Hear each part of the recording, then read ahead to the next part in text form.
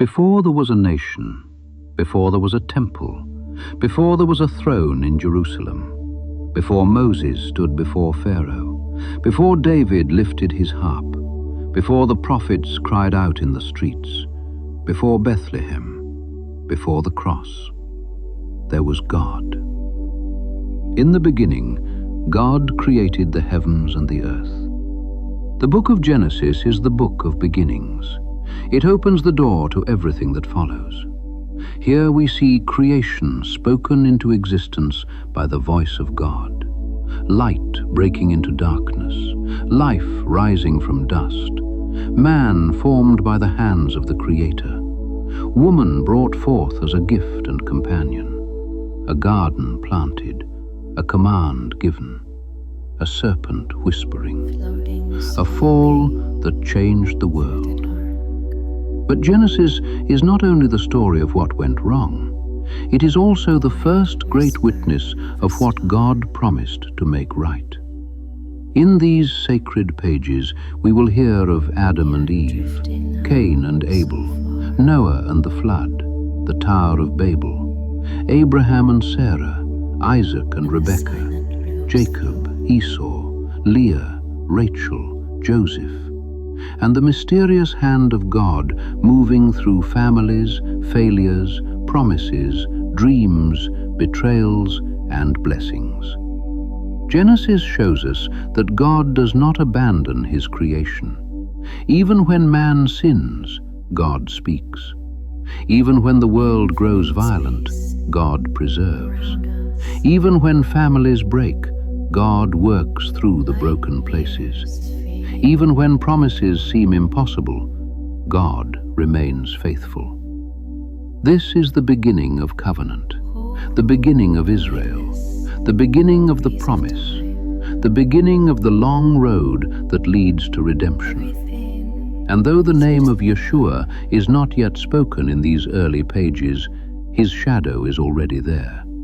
In the promised seed, in the ram caught in the thicket, in the blessing spoken over the nations, in the preservation of life through Joseph, Genesis whispers what the rest of Scripture will declare. God had a plan from the beginning. So settle your heart, quiet your mind, and listen closely. Because this is not merely an ancient record, this is the foundation of the story we are all living. The book of Genesis, the beginning of everything. Genesis 1. In the beginning, God created the heaven and the earth was without form and void, and darkness was upon the face of the deep. And the Spirit of God moved upon the face of the waters. And God said, "Let there be light," and there was light. And God saw the light that it was good, and God divided the light from the darkness. And God called the light day, and the darkness he called night. And the evening and the morning were the first day. And God said, "Let there be a firmament in the midst of the waters, and let it divide the waters from the waters." And God made the firmament, and divided the waters which were under the firmament from the waters which were above the firmament. And it was so. And God called the firmament heaven, and the evening and the morning were the second day. And God said, "Let the waters under the heaven be gathered together unto one place, and let the dry land appear." And it was so.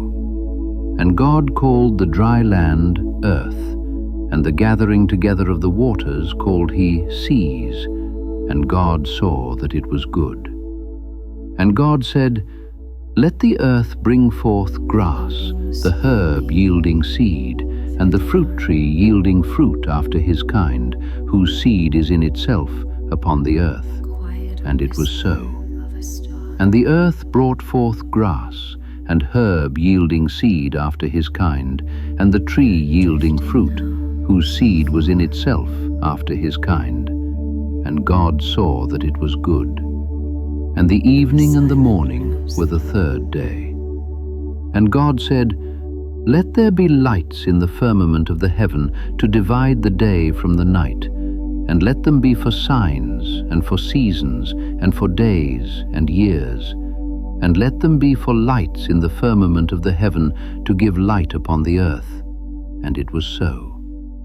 And God made 2 great lights, the greater light to rule the day, and the lesser light to rule the night.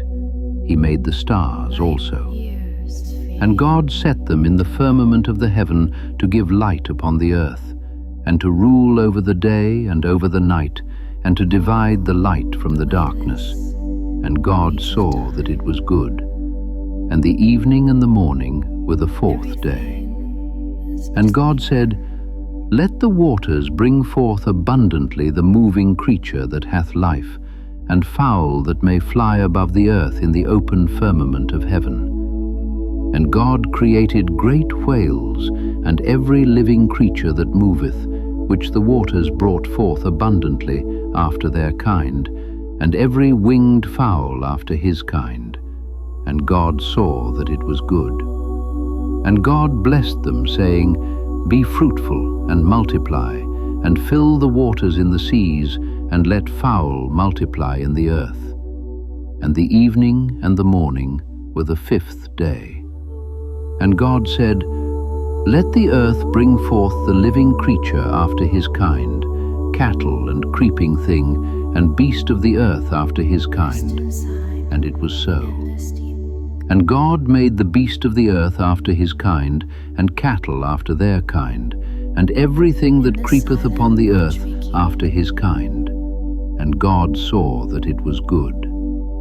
And God said, "Let us make man in our image, after our likeness, and let them have dominion over the fish of the sea, and over the fowl of the air, and over the cattle, and over all the earth, and over every creeping thing that creepeth upon the earth." So God created man in his own image. In the image of God created he him. Male and female created he them. And God blessed them.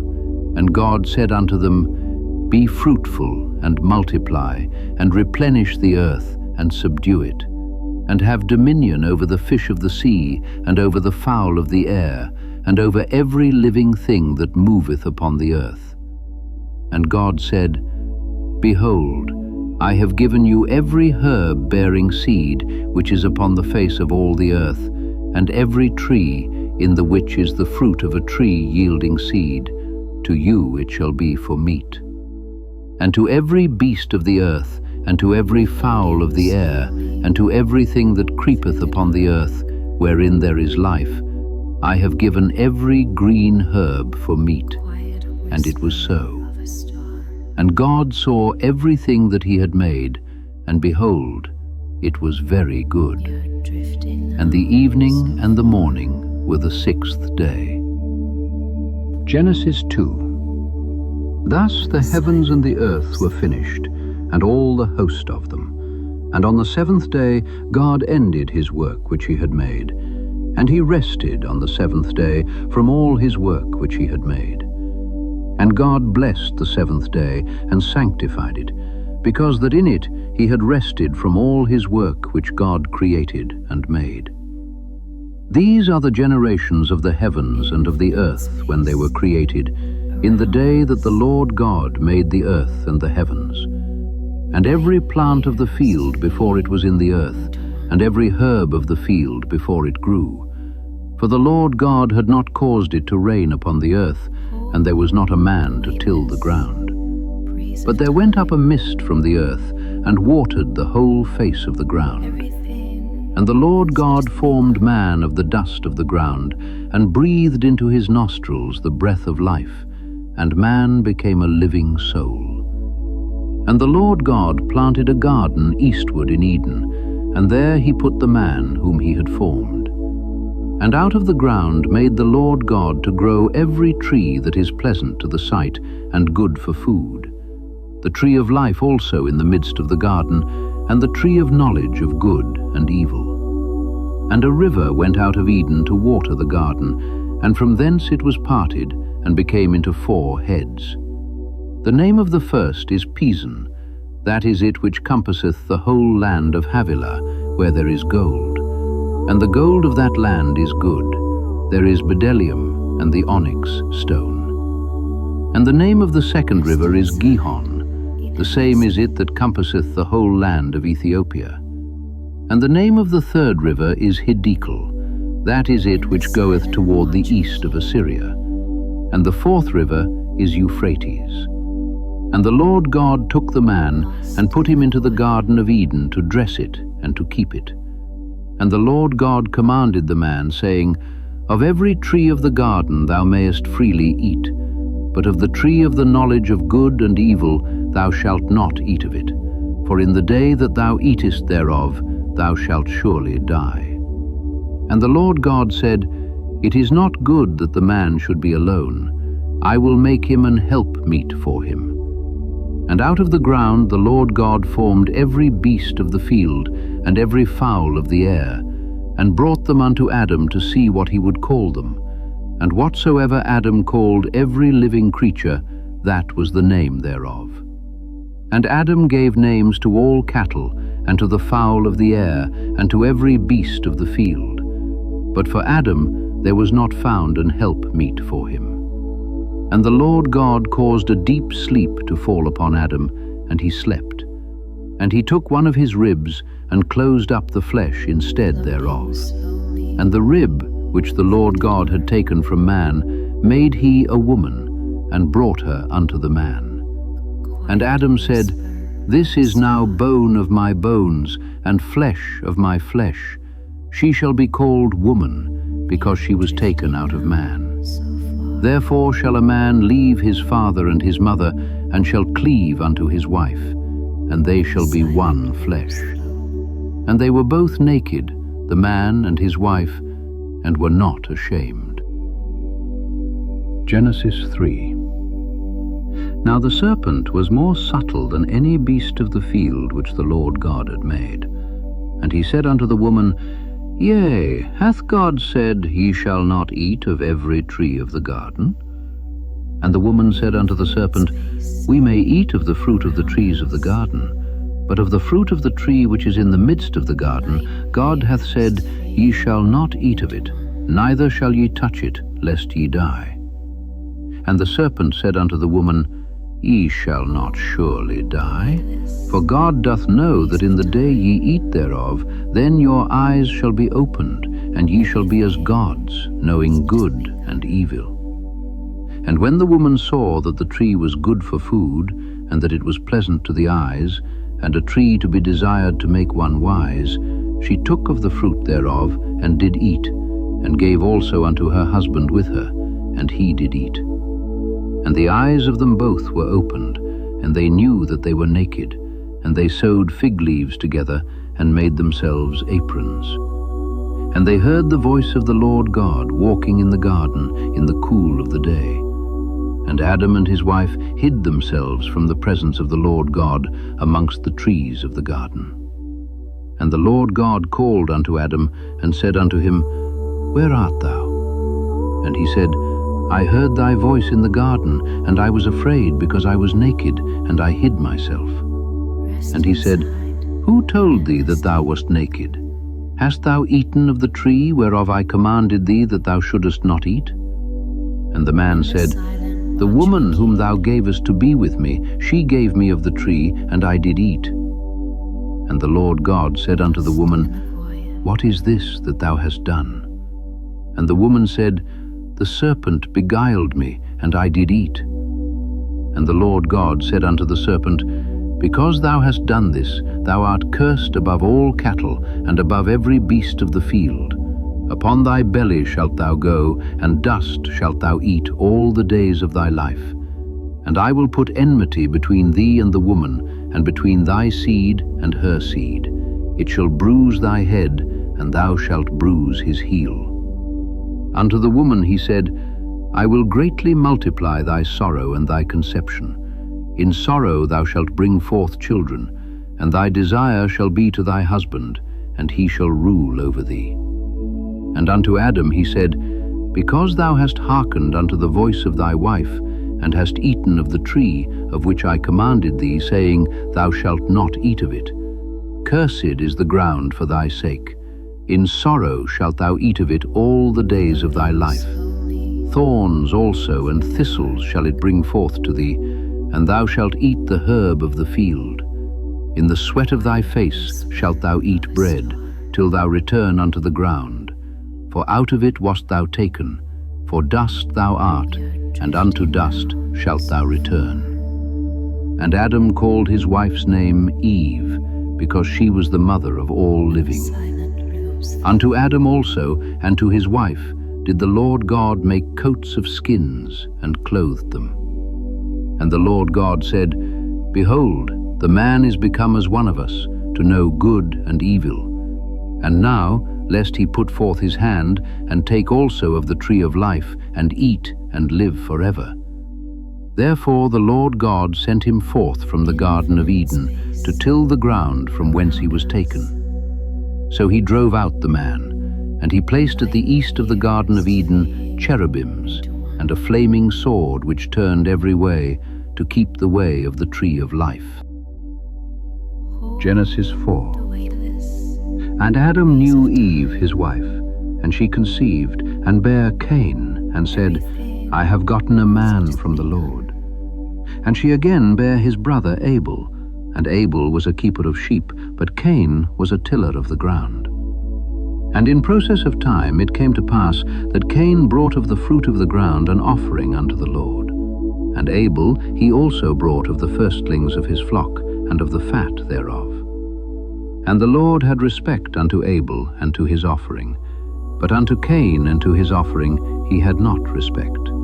And Cain was very wroth, and his countenance fell. And the Lord said unto Cain, Why art thou wroth, and why is thy countenance fallen? If thou doest well, shalt thou not be accepted? And if thou doest not well, sin lieth at the door. And unto thee shall be his desire, and thou shalt rule over him. And Cain talked with Abel his brother. And it came to pass, when they were in the field, that Cain rose up against Abel his brother, and slew him. And the Lord said unto Cain, Where is Abel thy brother? And he said, I know not. Am I my brother's keeper? And he said, What hast thou done? The voice of thy brother's blood crieth unto me from the ground. And now art thou cursed from the earth, which hath opened her mouth to receive thy brother's blood from thy hand. When thou tillest the ground, it shall not henceforth yield unto thee her strength. A fugitive and a vagabond shalt thou be in the earth. And Cain said unto the Lord, My punishment is greater than I can bear. Behold, thou hast driven me out this day from the face of the earth, and from thy face shall I be hid, and I shall be a fugitive and a vagabond in the earth. And it shall come to pass that every one that findeth me shall slay me. And the Lord said unto him, Therefore whosoever slayeth Cain, vengeance shall be taken on him sevenfold. And the Lord set a mark upon Cain, lest any finding him should kill him. And Cain went out from the presence of the Lord, and dwelt in the land of Nod, on the east of Eden. And Cain knew his wife, and she conceived, and bare Enoch. And he builded a city, and called the name of the city after the name of his son, Enoch. And unto Enoch was born Irad, and Irad begat Mehujael, and Mehujael begat Methusael, and Methusael begat Lamech. And Lamech took unto him 2 wives. The name of the one was Adah, and the name of the other Zillah. And Adah bare Jabal. He was the father of such as dwell in tents, and of such as have cattle. And his brother's name was Jubal. He was the father of all such as handle the harp and organ. And Zillah, she also bare Tubal-Cain, an instructor of every artificer in brass and iron. And the sister of Tubal-Cain was Naamah. And Lamech said unto his wives, Adah and Zillah, Hear my voice, ye wives of Lamech, hearken unto my speech. For I have slain a man to my wounding, and a young man to my hurt. If Cain shall be avenged sevenfold, truly Lamech 70 and sevenfold. And Adam knew his wife again, and she bare a son, and called his name Seth. For God, said she, hath appointed me another seed instead of Abel, whom Cain slew. And to Seth, to him also there was born a son, and he called his name Enos. Then began men to call upon the name of the Lord. Genesis 5. This is the book of the generations of Adam. In the day that God created man, in the likeness of God made he him. Male and female created he them, and blessed them, and called their name Adam, in the day when they were created. And Adam lived 130 years, and begat a son in his own likeness, and after his image, and called his name Seth. And the days of Adam after he had begotten Seth were 800 years, and he begat sons and daughters. And all the days that Adam lived were 930 years, and he died. And Seth lived 105 years, and begat Enos. And Seth lived after he begat Enos 807 years, and begat sons and daughters. And all the days of Seth were 912 years, and he died. And Enos lived 90 years, and begat Canaan. And Enos lived after he begat Canaan 815 years, and begat sons and daughters. And all the days of Enos were 905 years, and he died. And Canaan lived 70 years, and begat Mahalaleel. And Canaan lived after he begat Mahalaleel 840 years, and begat sons and daughters. And all the days of Canaan were 910 years, and he died. And Mahalaleel lived 65 years, and begat Jared. And Mahalaleel lived after he begat Jared 830 years, and begat sons and daughters. And all the days of Mahalaleel were 895 years, and he died. And Jared lived 162 years, and he begat Enoch. And Jared lived after he begat Enoch 800 years, and begat sons and daughters. And all the days of Jared were 962 years, and he died. And Enoch lived 65 years, and begat Methuselah. And Enoch walked with God after he begat Methuselah 300 years, and begat sons and daughters. And all the days of Enoch were 365 years. And Enoch walked with God, and he was not, for God took him. And Methuselah lived 187 years, and begat Lamech. And Methuselah lived after he begat Lamech 782 years, and begat sons and daughters. And all the days of Methuselah were 969 years, and he died. And Lamech lived 182 years, and begat a son. And he called his name Noah, saying, This same shall comfort us concerning our work and toil of our hands, because of the ground which the Lord hath cursed. And Lamech lived after he begat Noah 595 years, and begat sons and daughters. And all the days of Lamech were 777 years, and he died. And Noah was 500 years old, and Noah begat Shem, Ham, and Japheth. Genesis 6. And it came to pass, when men began to multiply on the face of the earth, and daughters were born unto them, that the sons of God saw the daughters of men, that they were fair, and they took them wives of all which they chose. And the Lord said, My spirit shall not always strive with man, for that he also is flesh, yet his days shall be 120 years. There were giants in the earth in those days, and also after that, when the sons of God came in unto the daughters of men, and they bare children to them. The same became mighty men which were of old, men of renown. And God saw that the wickedness of man was great in the earth, and that every imagination of the thoughts of his heart was only evil continually. And it repented the Lord that he had made man on the earth, and it grieved him at his heart. And the Lord said, I will destroy man whom I have created from the face of the earth, both man and beast, and the creeping thing, and the fowls of the air, for it repenteth me that I have made them. But Noah found grace in the eyes of the Lord. These are the generations of Noah. Noah was a just man and perfect in his generations, and Noah walked with God. And Noah begat 3 sons, Shem, Ham, and Japheth. The earth also was corrupt before God, and the earth was filled with violence. And God looked upon the earth, and behold, it was corrupt, for all flesh had corrupted his way upon the earth. And God said unto Noah, The end of all flesh is come before me, for the earth is filled with violence through them, and behold, I will destroy them with the earth.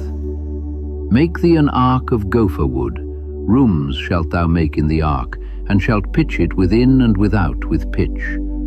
And this is the fashion which thou shalt make it of. The length of the ark shall be 300 cubits, the breadth of it 50 cubits, and the height of it 30 cubits.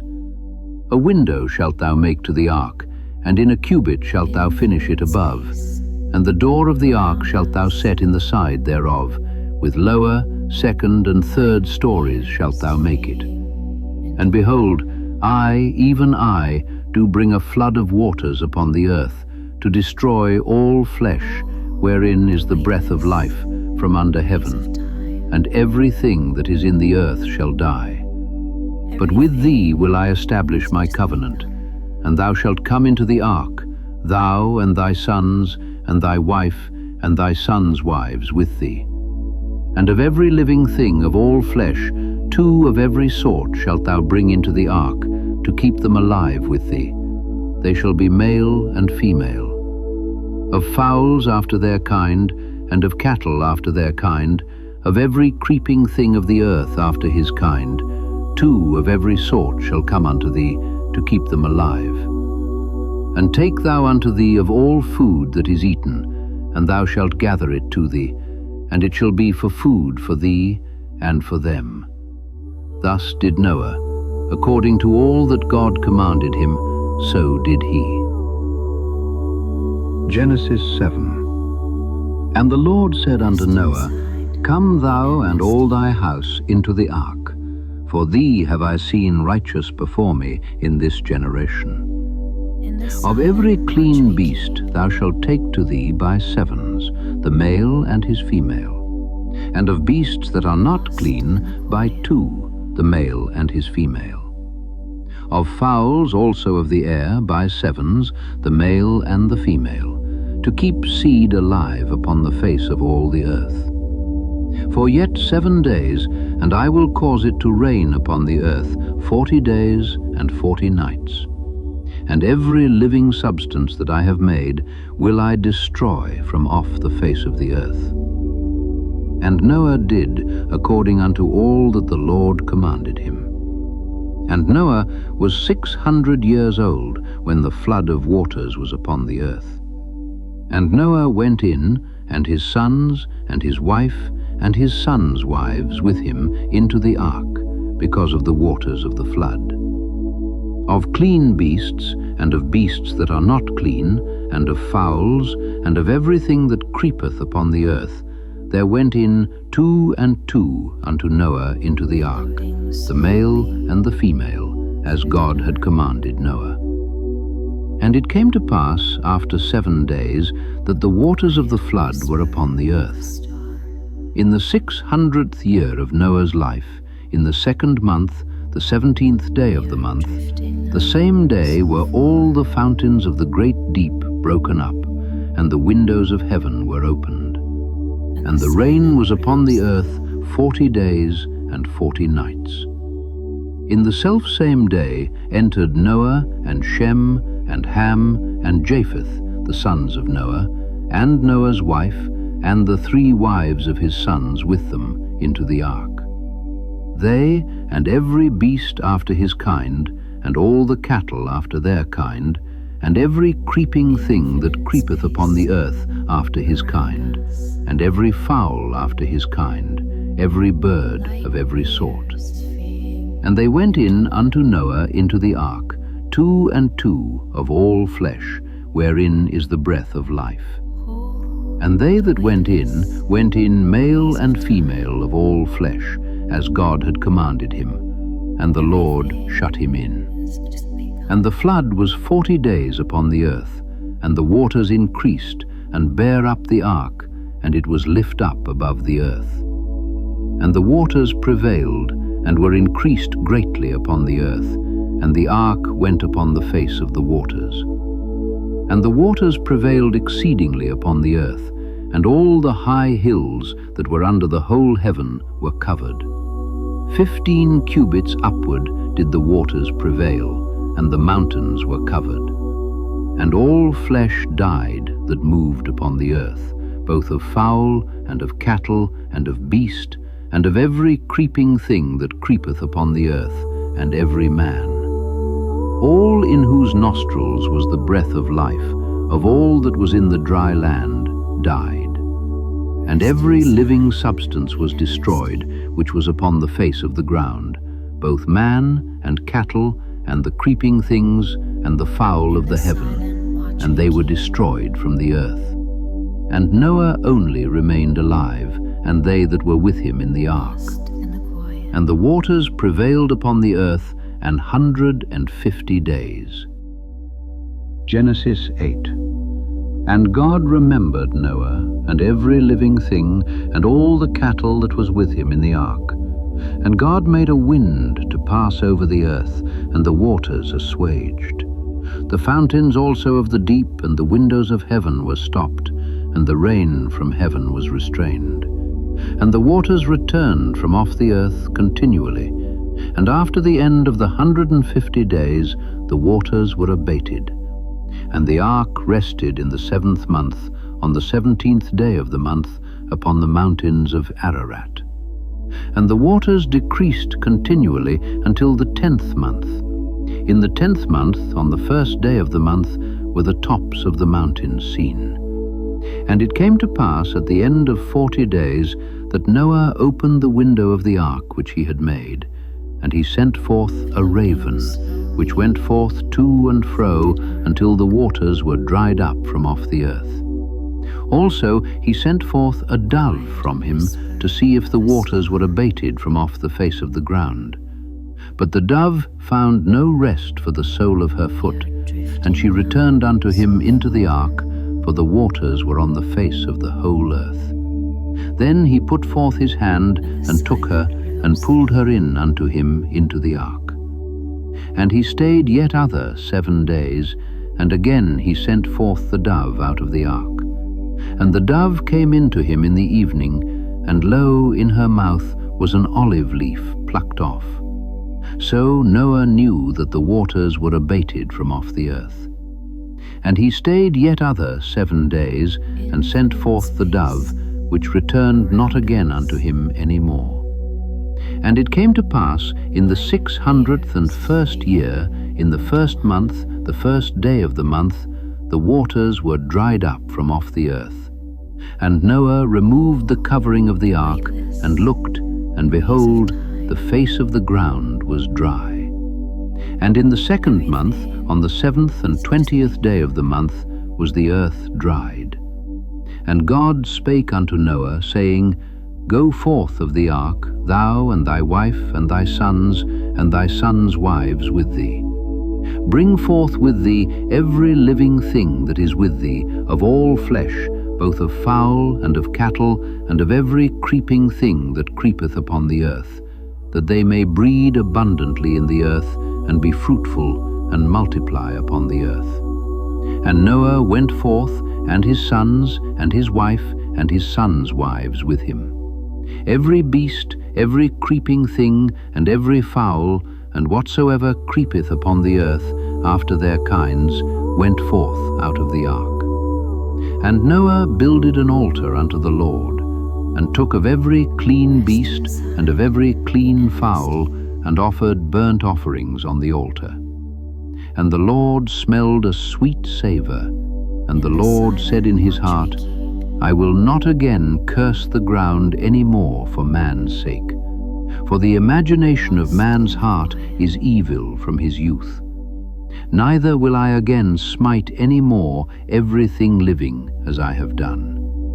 While the earth remaineth, seed time and harvest, and cold and heat, and summer and winter, and day and night shall not cease. Genesis 9. And God blessed Noah and his sons, and said unto them, Be fruitful, and multiply, and replenish the earth. And the fear of you and the dread of you shall be upon every beast of the earth, and upon every fowl of the air, upon all that moveth upon the earth, and upon all the fishes of the sea. Into your hand are they delivered. Every moving thing that liveth shall be meat for you. Even as the green herb have I given you all things. But flesh with the life thereof, which is the blood thereof, shall ye not eat. And surely your blood of your lives will I require. At the hand of every beast will I require it, and at the hand of man. At the hand of every man's brother will I require the life of man.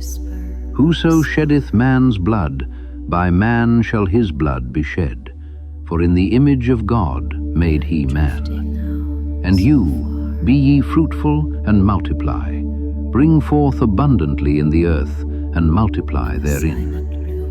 And God spake unto Noah and to his sons with him, saying, And I, behold, I establish my covenant with you, and with your seed after you, and with every living creature that is with you, of the fowl, of the cattle, and of every beast of the earth with you, from all that go out of the ark to every beast of the earth. And I will establish my covenant with you, neither shall all flesh be cut off any more by the waters of a flood, neither shall there any more be a flood to destroy the earth. And God said, This is the token of the covenant which I make between me and you and every living creature that is with you for perpetual generations. I do set my bow in the cloud, and it shall be for a token of a covenant between me and the earth.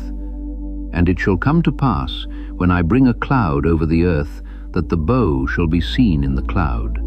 And I will remember my covenant, which is between me and you and every living creature of all flesh. And the waters shall no more become a flood to destroy all flesh.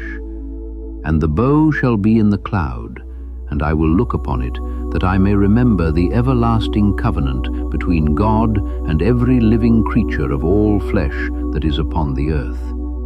And God said unto Noah, This is the token of the covenant, which I have established between me and all flesh that is upon the earth. And the sons of Noah that went forth of the ark were Shem, and Ham, and Japheth.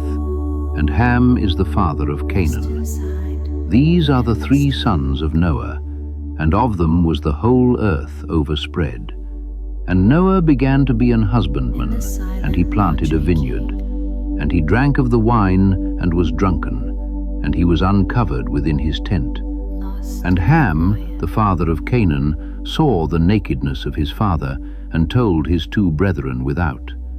And Shem and Japheth took a garment, and laid it upon both their shoulders, and went backward, and covered the nakedness of their father. And their faces were backward, and they saw not their father's nakedness. And Noah awoke from his wine, and knew what his younger son had done unto him. And he said, Cursed be Canaan, a servant of servants shall he be unto his brethren. And he said, Blessed be the Lord God of Shem, and Canaan shall be his servant. God shall enlarge Japheth, and he shall dwell in the tents of Shem, and Canaan shall be his servant. And Noah lived after the flood 350 years, and all the days of Noah were 950 years, and he died. Genesis 10. Now these are the generations of the sons of Noah, Shem, Ham, and Japheth. And unto them were sons born after the flood.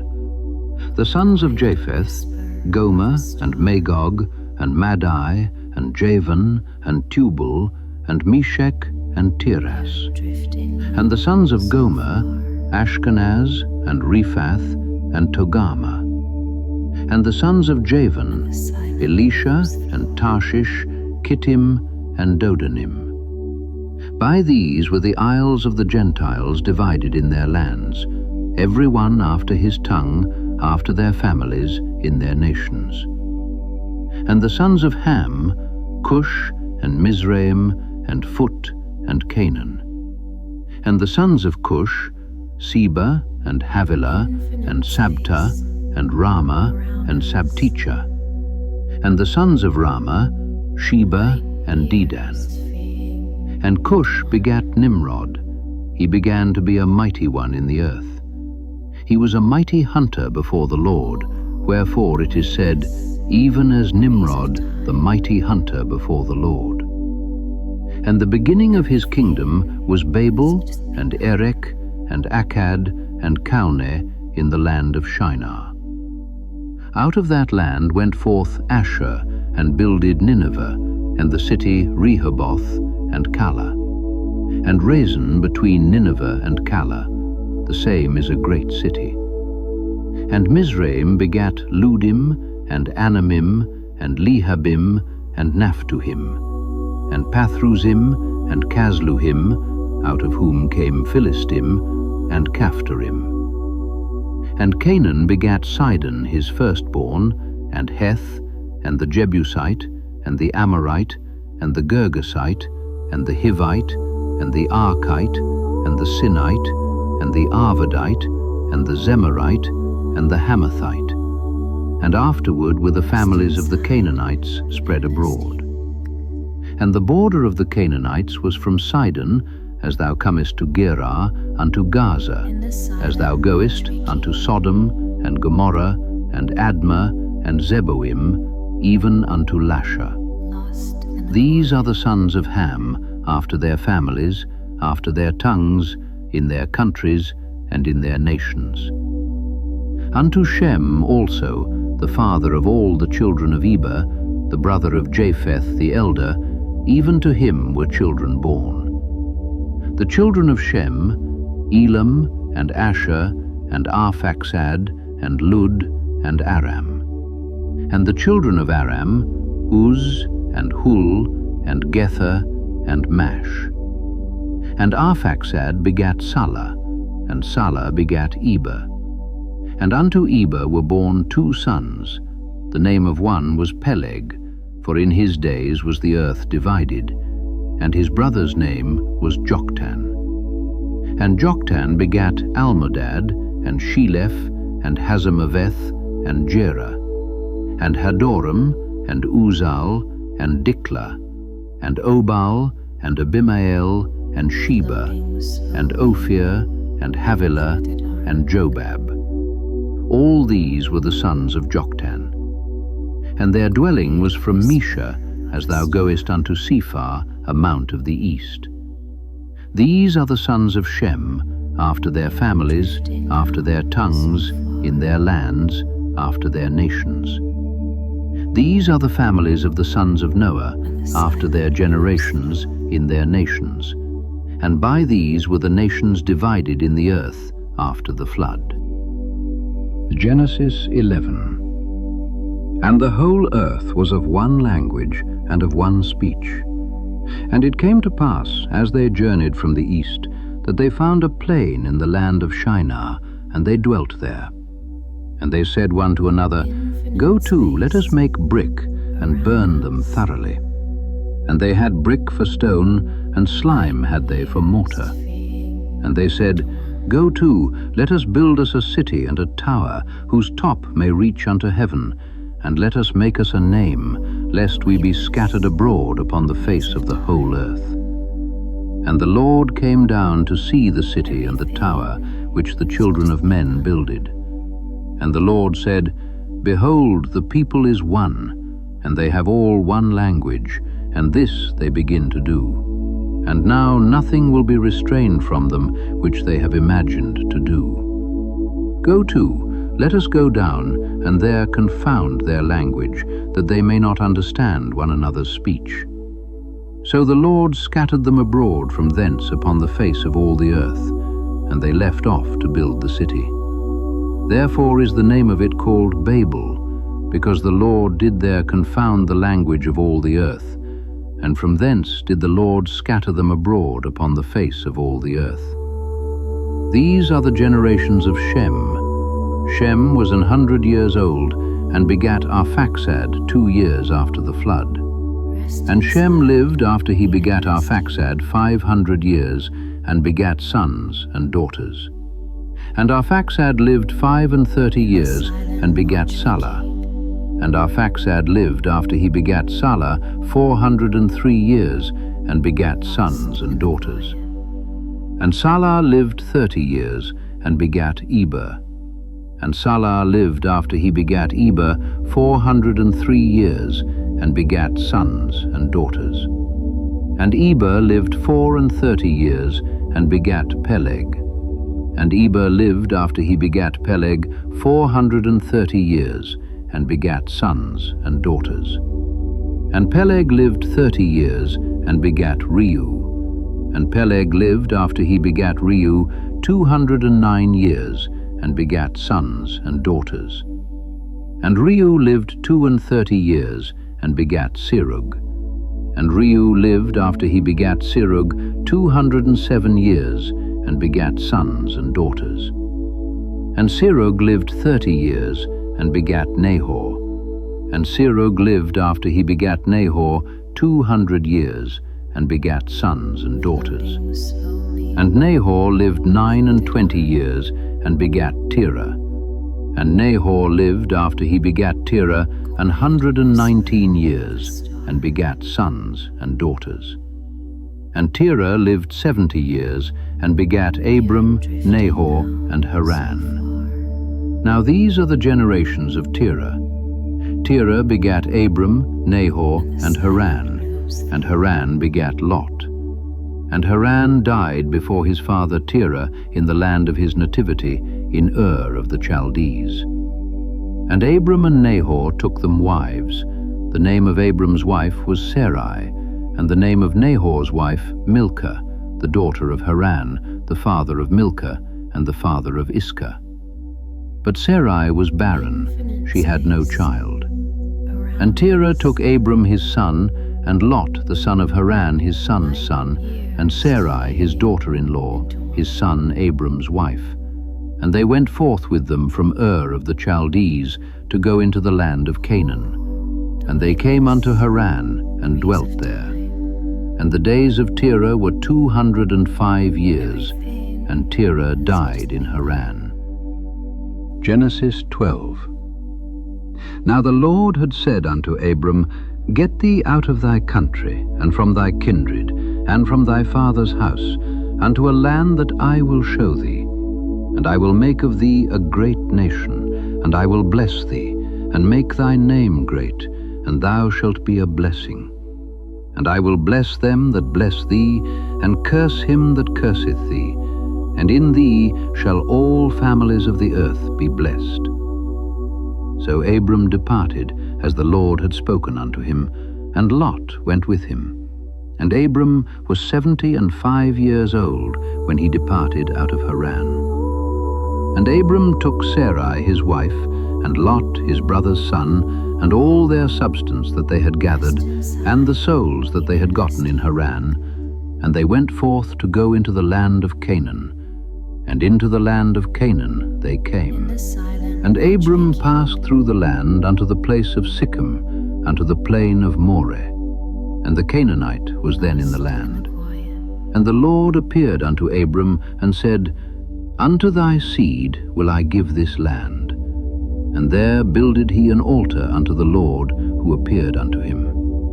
And he removed from thence unto a mountain on the east of Bethel, and pitched his tent, having Bethel on the west, and Hai on the east. And there he builded an altar unto the Lord, and called upon the name of the Lord. And Abram journeyed, going on still toward the south. And there was a famine in the land, And Abram went down into Egypt to sojourn there, for the famine was grievous in the land. And it came to pass, when he was come near to enter into Egypt, that he said unto Sarai his wife, Behold now, I know that thou art a fair woman to look upon. Therefore it shall come to pass, when the Egyptians shall see thee, that they shall say, This is his wife. And they will kill me, but they will save thee alive. Say, I pray thee, thou art my sister, that it may be well with me for thy sake, and my soul shall live because of thee. And it came to pass, that when Abram was come into Egypt, the Egyptians beheld the woman that she was very fair. The princes also of Pharaoh saw her, and commended her before Pharaoh, and the woman was taken into Pharaoh's house. And he entreated Abram well for her sake, and he had sheep and oxen, and he asses, and men servants, and maid servants, and she asses, and camels. And the Lord plagued Pharaoh and his house with great plagues because of Sarai, Abram's wife. And Pharaoh called Abram and said, What is this that thou hast done unto me? Why didst thou not tell me that she was thy wife? Why saidst thou, She is my sister, so I might have taken her to me to wife? Now therefore, behold thy wife, take her, and go thy way. And Pharaoh commanded his men concerning him, and they sent him away, and his wife, and all that he had. Genesis 13. And Abram went up out of Egypt, he and his wife, and all that he had, and Lot with him, into the south. And Abram was very rich in cattle, in silver, and in gold. And he went on his journeys from the south even to Bethel, unto the place where his tent had been at the beginning, between Bethel and Hai, unto the place of the altar which he had make there at the first. And there Abram called on the name of the Lord. And Lot also, which went with Abram, had flocks and herds and tents. And the land was not able to bear them, that they might dwell together, for their substance was great, so that they could not dwell together. And there was a strife between the herdmen of Abram's cattle and the herdmen of Lot's cattle. And the Canaanite and the Perizzite dwelled then in the land. And Abram said unto Lot, Let there be no strife, I pray thee, between me and thee, and between my herdmen and thy herdmen, for we be brethren. Is not the whole land before thee? Separate thyself, I pray thee, from me. If thou wilt take the left hand, then I will go to the right. Or if thou depart to the right hand, then I will go to the left. And Lot lifted up his eyes, and beheld all the plain of Jordan, that it was well watered everywhere, before the Lord destroyed Sodom and Gomorrah, even as the garden of the Lord, like the land of Egypt, as thou comest unto Zoar. Then Lot chose him all the plain of Jordan, and Lot journeyed east, and they separated themselves the one from the other. Abram dwelt in the land of Canaan, and Lot dwelt in the cities of the plain, and pitched his tent toward Sodom. But the men of Sodom were wicked and sinners before the Lord exceedingly. And the Lord said unto Abram, after that Lot was separated from him, Lift up now thine eyes, and look from the place where thou art, northward, and southward, and eastward, and westward. For all the land which thou seest, to thee will I give it, and to thy seed forever. And I will make thy seed as the dust of the earth, so that if a man can number the dust of the earth, then shall thy seed also be numbered. Arise, walk through the land in the length of it and in the breadth of it, for I will give it unto thee. Then Abram removed his tent, and came and dwelt in the plain of Mamre, which is in Hebron, and built there an altar unto the Lord. Genesis 14. And it came to pass in the days of Amraphel king of Shinar, Arioch king of Elasar, Kedorlaomer king of Elam, and Tidal king of nations, that these made war with Bera king of Sodom, and with Birsha king of Gomorrah, Shinab king of Admah, and Shemeber king of Zeboim, and the king of Bela, which is Zoar. All these were joined together in the vale of Siddim, which is the Salt Sea. 12 years they served Kedorlaomer, and in the 13th year they rebelled. And in the 14th year came Kedorlaomer and the kings that were with him, and smote the Rephaims in Ashtaroth Karnaim, and the Zuzims in Ham, and the Emins in Shaveh Kiriathaim, and the Horites in their Mount Seir unto El Paran, which is by the wilderness. And they returned and came to En Mishpat, which is Kadesh, and smote all the country of the Amalekites, and also the Amorites that dwelt in Hazezon Tamar.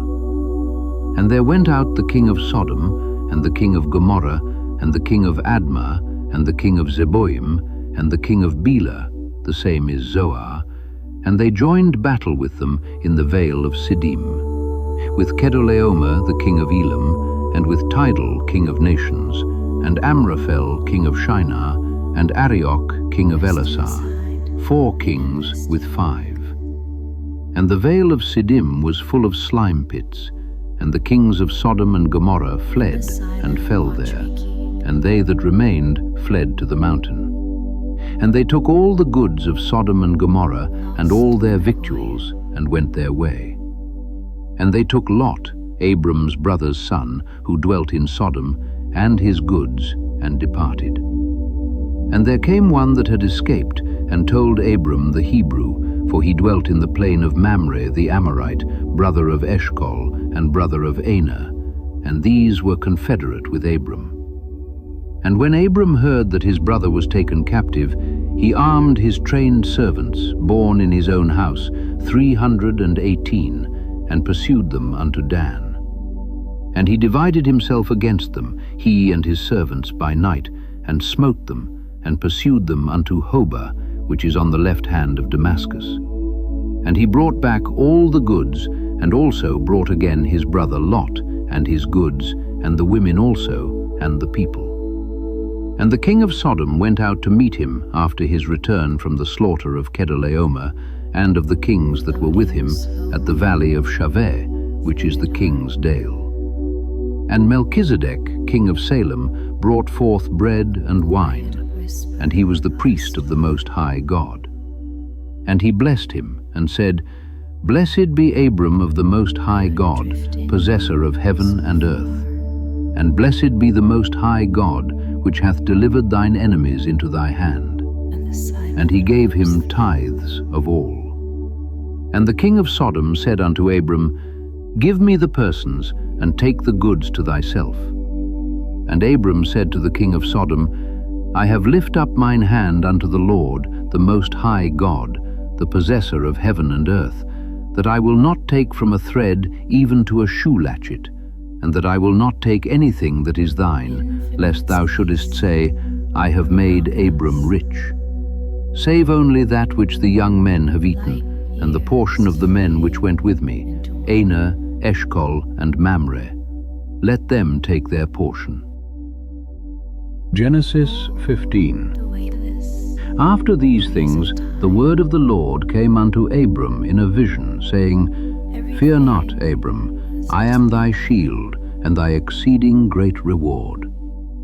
And Abram said, Lord God, what wilt thou give me, seeing I go childless, and the steward of my house is this Eliezer of Damascus? And Abram said, Behold, to me thou hast given no seed, and lo, one born in my house is mine heir.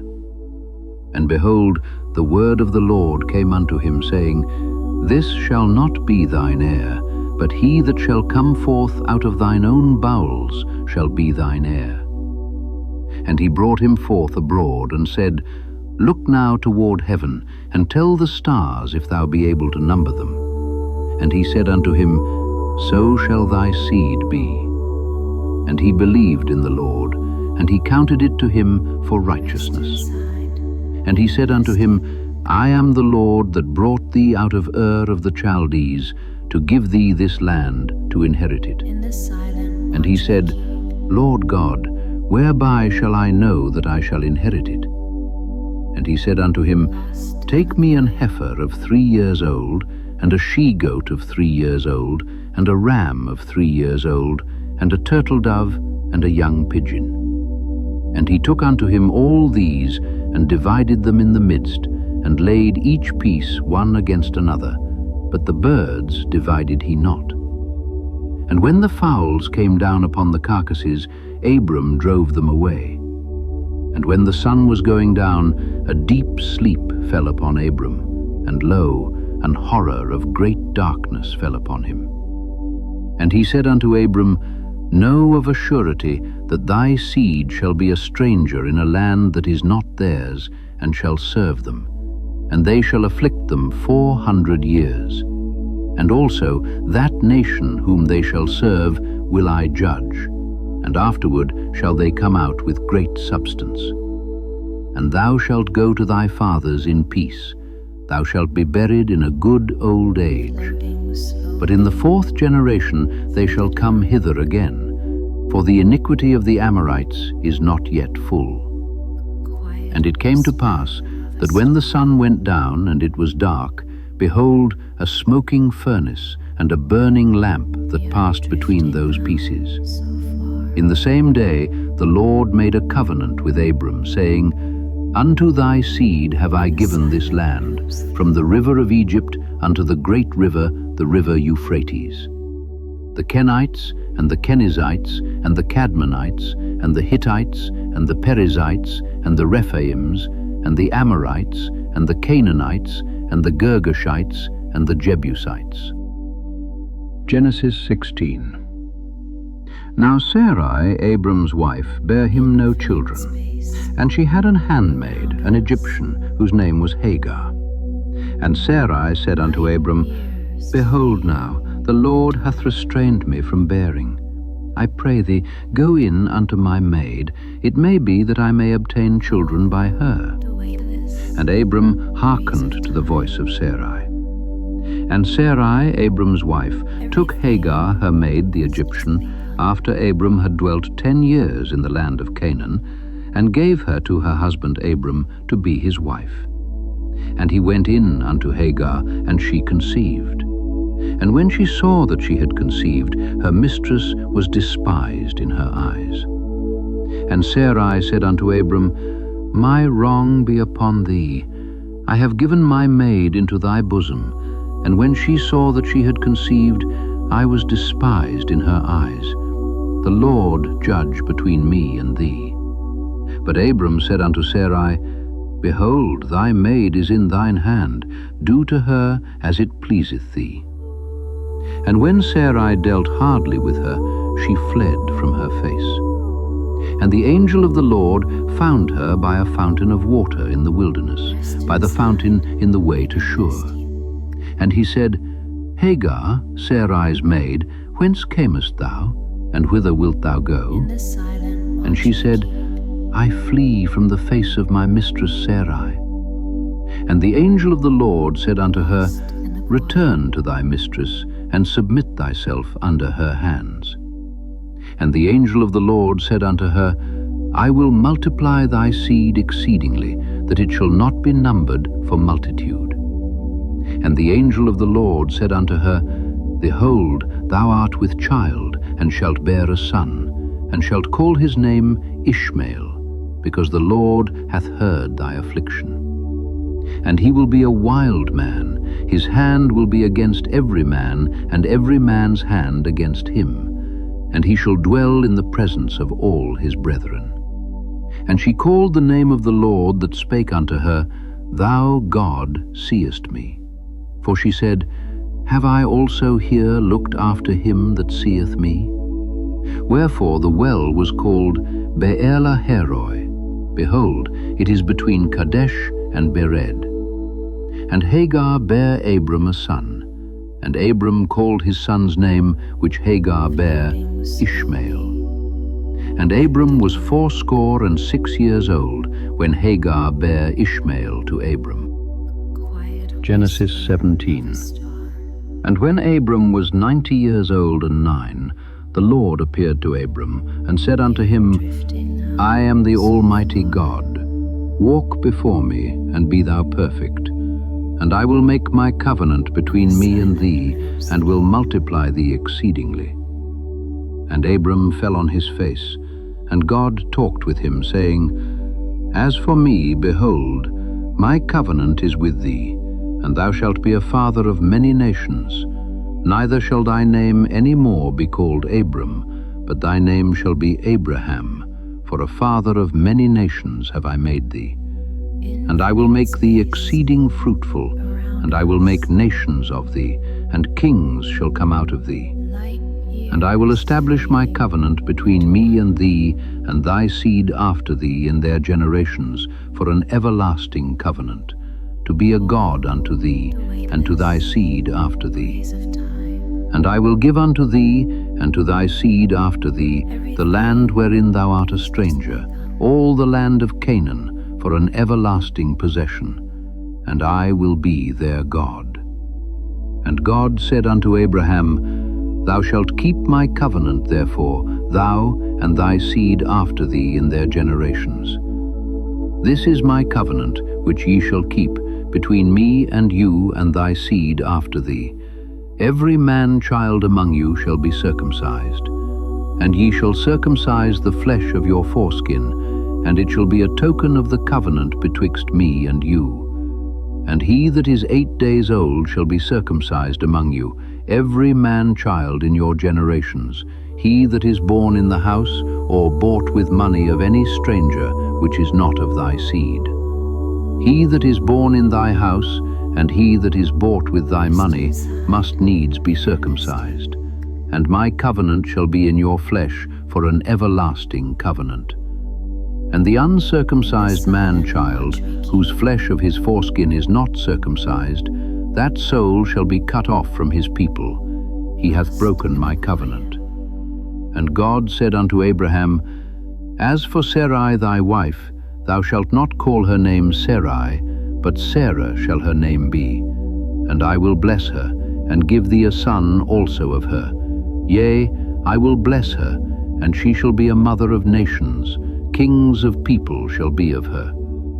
Then Abraham fell upon his face, and laughed, and said in his heart, Shall a child be born unto him that is 100 years old, and shall Sarah that is 90 years old bear? And Abraham said unto God, O that Ishmael might live before thee. And God said, Sarah thy wife shall bear thee a son indeed, and thou shalt call his name Isaac. And I will establish my covenant with him for an everlasting covenant, and with his seed after him. And as for Ishmael, I have heard thee. Behold, I have blessed him, and will make him fruitful, and will multiply him exceedingly. 12 princes shall he beget, and I will make him a great nation. But my covenant will I establish with Isaac, which Sarah shall bear unto thee at this set time in the next year. And he left off talking with him, and God went up from Abraham. And Abraham took Ishmael his son, and all that were born in his house, and all that were bought with his money, every male among the men of Abraham's house, and circumcised the flesh of their foreskin in the selfsame day, as God had said unto him. And Abraham was 90 years old and 9, when he was circumcised in the flesh of his foreskin. And Ishmael his son was 13 years old, when he was circumcised in the flesh of his foreskin. In the selfsame day was Abraham circumcised, and Ishmael his son. And all the men of his house, born in the house, and bought with money of the stranger, were circumcised with him. Genesis 18. And the Lord appeared unto him in the plains of Mamre, and he sat in the tent door in the heat of the day. And he lifted up his eyes, and looked, and lo, 3 men stood by him. And when he saw them, he ran to meet them from the tent door, and bowed himself toward the ground, and said, My Lord, if now I have found favor in thy sight, pass not away, I pray thee, from thy servant. Let a little water, I pray you, be fetched, and wash your feet, and rest yourselves under the tree. And I will fetch a morsel of bread, and comfort ye your hearts. After that ye shall pass on, for therefore are ye come to your servant. And they said, So do as thou hast said. And Abraham hastened into the tent unto Sarah, and said, Make ready quickly 3 measures of fine meal, knead it, and make cakes upon the hearth. And Abraham ran unto the herd, and fetched a calf, tender and good, and gave it unto a young man, and he hasted to dress it. And he took butter and milk, and the calf which he had dressed, and set it before them. And he stood by them under the tree, and they did eat. And they said unto him, Where is Sarah thy wife? And he said, Behold, in the tent. And he said, I will certainly return unto thee according to the time of life, and lo, Sarah thy wife shall have a son. And Sarah heard it in the tent door, which was behind him. Now Abraham and Sarah were old and well stricken in age, and it ceased to be with Sarah after the manner of women. Therefore Sarah laughed within herself, saying, After I am waxed old shall I have pleasure, my Lord being old also? And the Lord said unto Abraham, Wherefore did Sarah laugh, saying, Shall I of a surety bear a child which am old? Is anything too hard for the Lord? At the time appointed I will return unto thee, according to the time of life, and Sarah shall have a son. Then Sarah denied, saying, I laughed not, for she was afraid. And he said, Nay, but thou didst laugh. And the men rose up from thence, and looked toward Sodom. And Abraham went with them to bring them on the way. And the Lord said, Shall I hide from Abraham that thing which I do, seeing that Abraham shall surely become a great and mighty nation, and all the nations of the earth shall be blessed in him? For I know him, that he will command his children and his household after him, and they shall keep the way of the Lord, to do justice and judgment, that the Lord may bring upon Abraham that which he hath spoken of him. And the Lord said, Because the cry of Sodom and Gomorrah is great, and because their sin is very grievous, I will go down now, and see whether they have done altogether according to the cry of it, which is come unto me. And if not, I will know. And the men turned their faces from thence, and went toward Sodom. But Abraham stood yet before the Lord. And Abraham drew near, and said, Wilt thou also destroy the righteous with the wicked? Peradventure there be 50 righteous within the city. Wilt thou also destroy, and not spare the place for the 50 righteous that are therein? That be far from thee to do after this manner, to slay the righteous with the wicked, and that the righteous should be as the wicked, that be far from thee. Shall not the judge of all the earth do right? And the Lord said, If I find in Sodom 50 righteous within the city, then I will spare all the place for their sakes. And Abraham answered and said, Behold now, I have taken upon me to speak unto the Lord, which am but dust and ashes. Peradventure there shall lack 5 of the 50 righteous. Wilt thou destroy all the city for lack of 5? And he said, If I find there 40 and 5, I will not destroy it. And he spake unto him yet again, and said, Peradventure there shall be 40 found there. And he said, I will not do it for 40's sake. And he said unto him, O let not the Lord be angry, and I will speak. Peradventure there shall 30 be found there.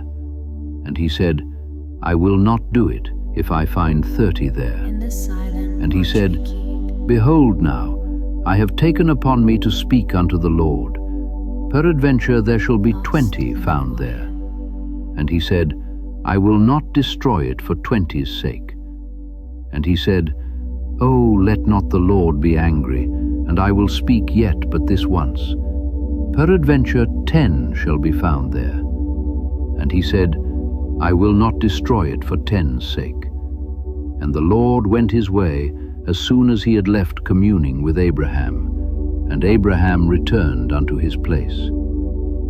Genesis 19. And there came 2 angels to Sodom at even, and Lot sat in the gate of Sodom. And Lot, seeing them, rose up to meet them, and he bowed himself with his face toward the ground. And he said, Behold now, my lords, turn in, I pray you, into your servant's house, and tarry all night, and wash your feet, and ye shall rise up early, and go on your ways. And they said, Nay, but we will abide in the street all night. And he pressed upon them greatly, and they turned in unto him, and entered into his house. And he made them a feast, and did bake unleavened bread, and they did eat. But before they lay down, the men of the city, even the men of Sodom, compassed the house round, both old and young, all the people from every quarter. And they called unto Lot, and said unto him, Where are the men which came into thee this night? Bring them out unto us, that we may know them. And Lot went out at the door unto them, and shut the door after him, and said, I pray you, brethren, do not so wickedly. Behold now, I have 2 daughters which have not known man. Let me, I pray you, bring them out unto you, and do ye to them as is good in your eyes. Only unto these men do nothing, for therefore came they under the shadow of my roof. And they said, Stand back. And they said again, This one fellow came in to sojourn, and he will needs be a judge. Now will we deal worse with thee than with them. And they pressed sore upon the man, even Lot, and came near to break the door. But the men put forth their hand, and pulled Lot into the house to them, and shut to the door. And they smote the men that were at the door of the house with blindness, both small and great, so that they wearied themselves to find the door. And the men said unto Lot, Hast thou here any besides, son-in-law, and thy sons, and thy daughters, and whatsoever thou hast in the city, bring them out of this place. For we will destroy this place, because the cry of them is waxen great before the face of the Lord, and the Lord hath sent us to destroy it. And Lot went out, and spake unto his sons-in-law, which married his daughters, and said, Up, get you out of this place, for the Lord will destroy this city. But he seemed as one that mocked unto his sons-in-law. And when the morning arose, then the angels hastened Lot, saying, Arise, take thy wife and thy 2 daughters which are here, lest thou be consumed in the iniquity of the city. And while he lingered, the men laid hold upon his hand, and upon the hand of his wife, and upon the hand of his 2 daughters, the Lord being merciful unto him. And they brought him forth, and set him without the city.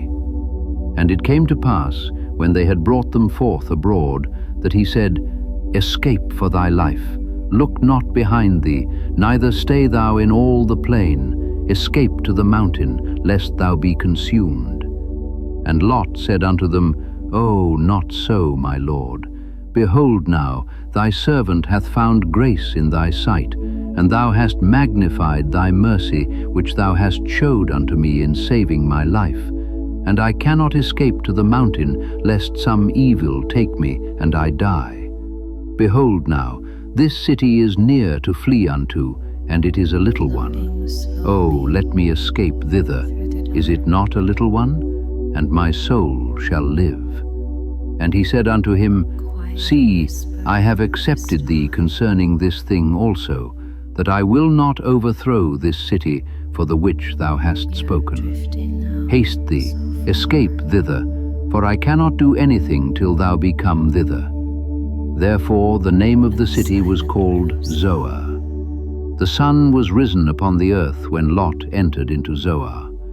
Then the Lord rained upon Sodom and upon Gomorrah brimstone and fire from the Lord out of heaven. And he overthrew those cities, and all the plain, and all the inhabitants of the cities, and that which grew upon the ground. But his wife looked back from behind him, and she became a pillar of salt. And Abraham gat up early in the morning to the place where he stood before the Lord. And he looked toward Sodom and Gomorrah, and toward all the land of the plain, and beheld, and lo, the smoke of the country went up as the smoke of a furnace. And it came to pass, when God destroyed the cities of the plain, that God remembered Abraham, and sent Lot out of the midst of the overthrow, when he overthrew the cities in the which Lot dwelt. And Lot went up out of Zoar, and dwelt in the mountain, and his 2 daughters with him, for he feared to dwell in Zoar. And he dwelt in a cave, he and his 2 daughters. And the firstborn said unto the younger, Our father is old, and there is not a man in the earth to come in unto us, after the manner of all the earth. Come, let us make our father drink wine, and we will lay with him, that we may preserve seed of our father. And they made their father drink wine that night, and the firstborn went in, and lay with her father. And he perceived not when she lay down, nor when she arose. And it came to pass on the morrow, that the firstborn said unto the younger, Behold, I lie yesternight with my father. Let us make him drink wine this night also, and go thou in, and lay with him, that we may preserve seed of our father. And they made their father drink wine that night also. And the younger arose, and lay with him. And he perceived not when she lay down, nor when she arose. Thus were both the daughters of Lot with child by their father. And the firstborn bare a son, and called his name Moab. The same is the father of the Moabites unto this day. And the younger, she also bare a son, and called his name Ben-Ammi. The same is the father of the children of Ammon unto this day. Genesis 20. And Abraham departed thence towards the south country, and dwelt between Kadesh and Shur, and sojourned at Gerar. And Abraham said of Sarah his wife, She is my sister. And Abimelech the king of Gerar sent and took Sarah. But God came to Abimelech in a dream by night, and said to him, Behold, thou art but a dead man, because of the woman that thou hast taken, for she is a man's wife. But Abimelech had not come near her.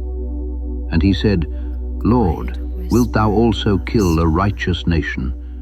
Did he not say to me, She is my sister? And she, even she, said, He is my brother. In the integrity of my heart, and in the innocency of my hands, have I done this.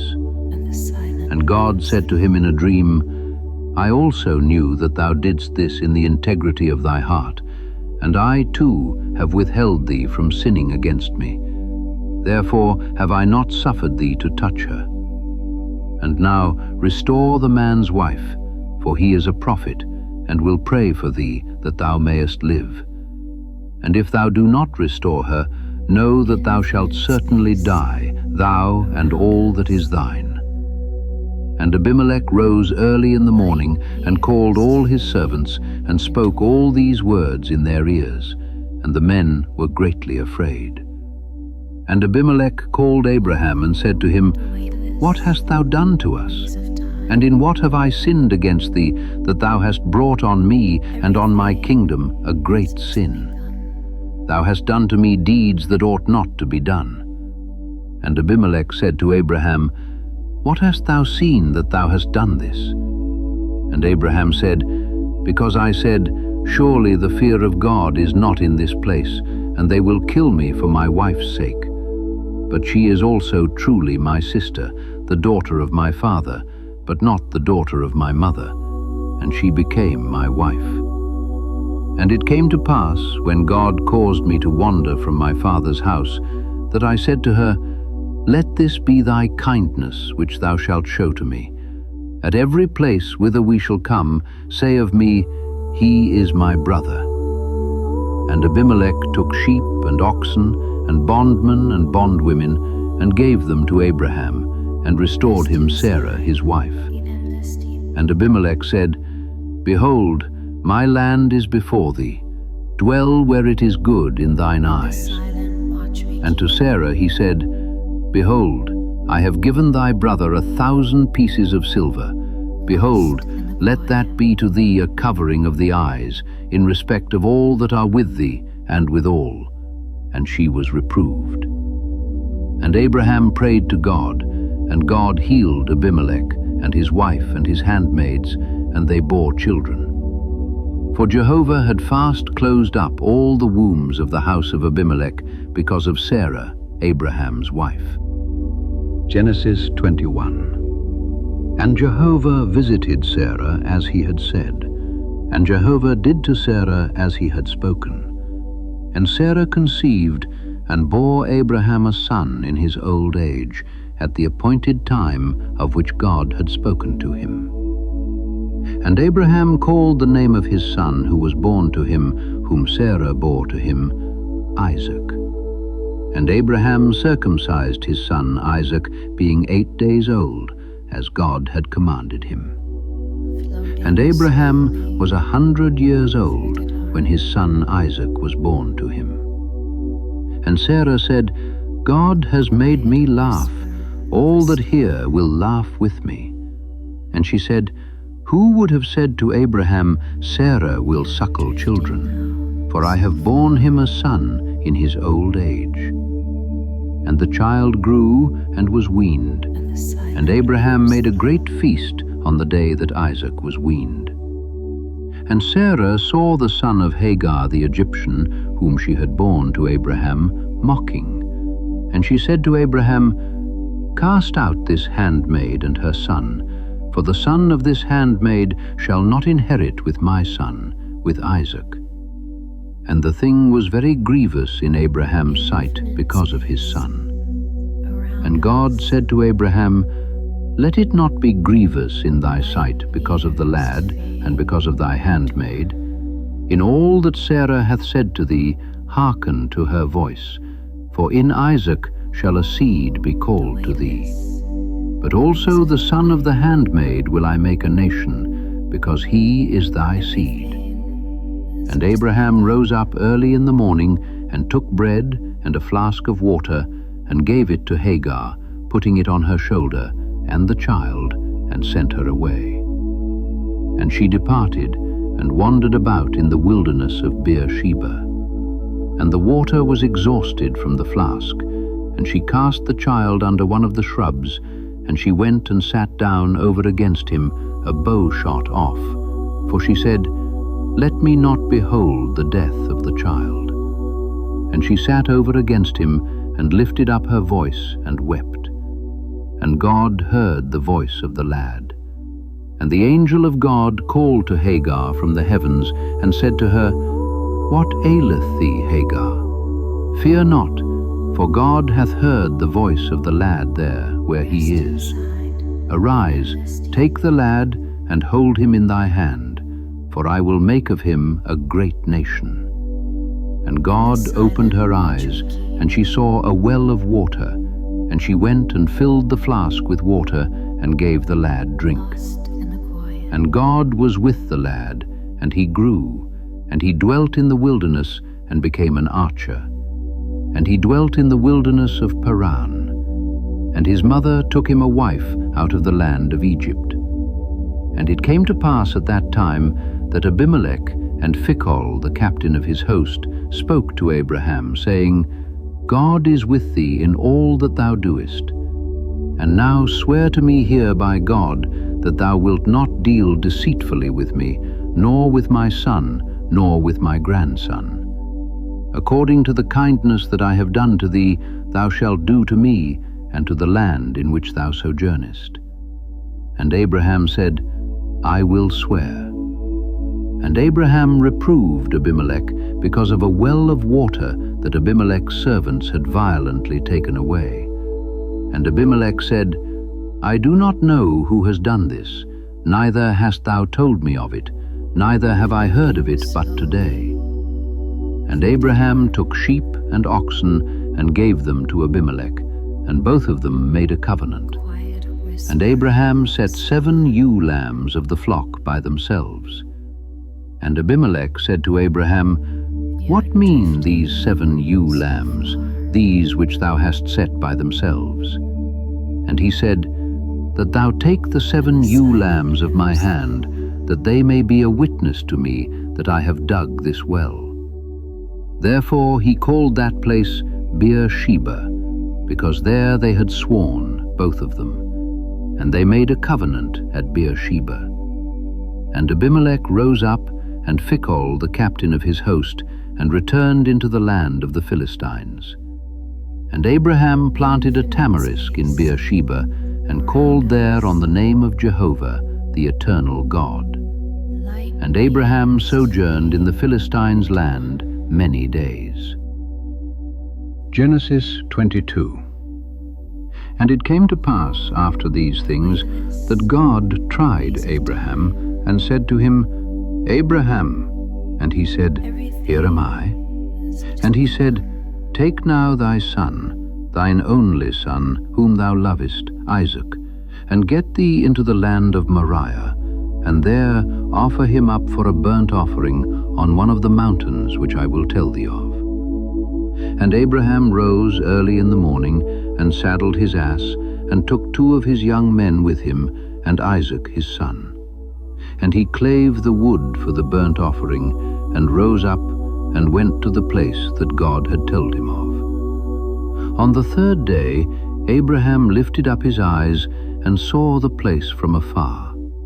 And Abraham said to his young men, Abide ye here with the ass, and I and the lad will go yonder and worship, and come again to you. And Abraham took the wood of the burnt offering, and laid it on Isaac his son. And he took the fire in his hand, and the knife, and they went both of them together. And Isaac spoke to Abraham his father, and said, My father. And he said, Here am I, my son. And he said, Behold the fire and the wood, but where is the sheep for a burnt offering? And Abraham said, My son, God will provide himself with the sheep for a burnt offering. And they went both of them together. And they came to the place of which God had told him. And Abraham built the altar there, and piled the wood, and he bound Isaac his son, and laid him on the altar upon the wood. And Abraham stretched out his hand, and took the knife to slaughter his son. And the angel of Jehovah called to him from the heavens, and said, Abraham, Abraham. And he said, Here am I. And he said, Stretch not out thy hand against the lad, neither do anything to him, for now I know that thou fearest God, and hast not withheld thy son, thine only son, from me.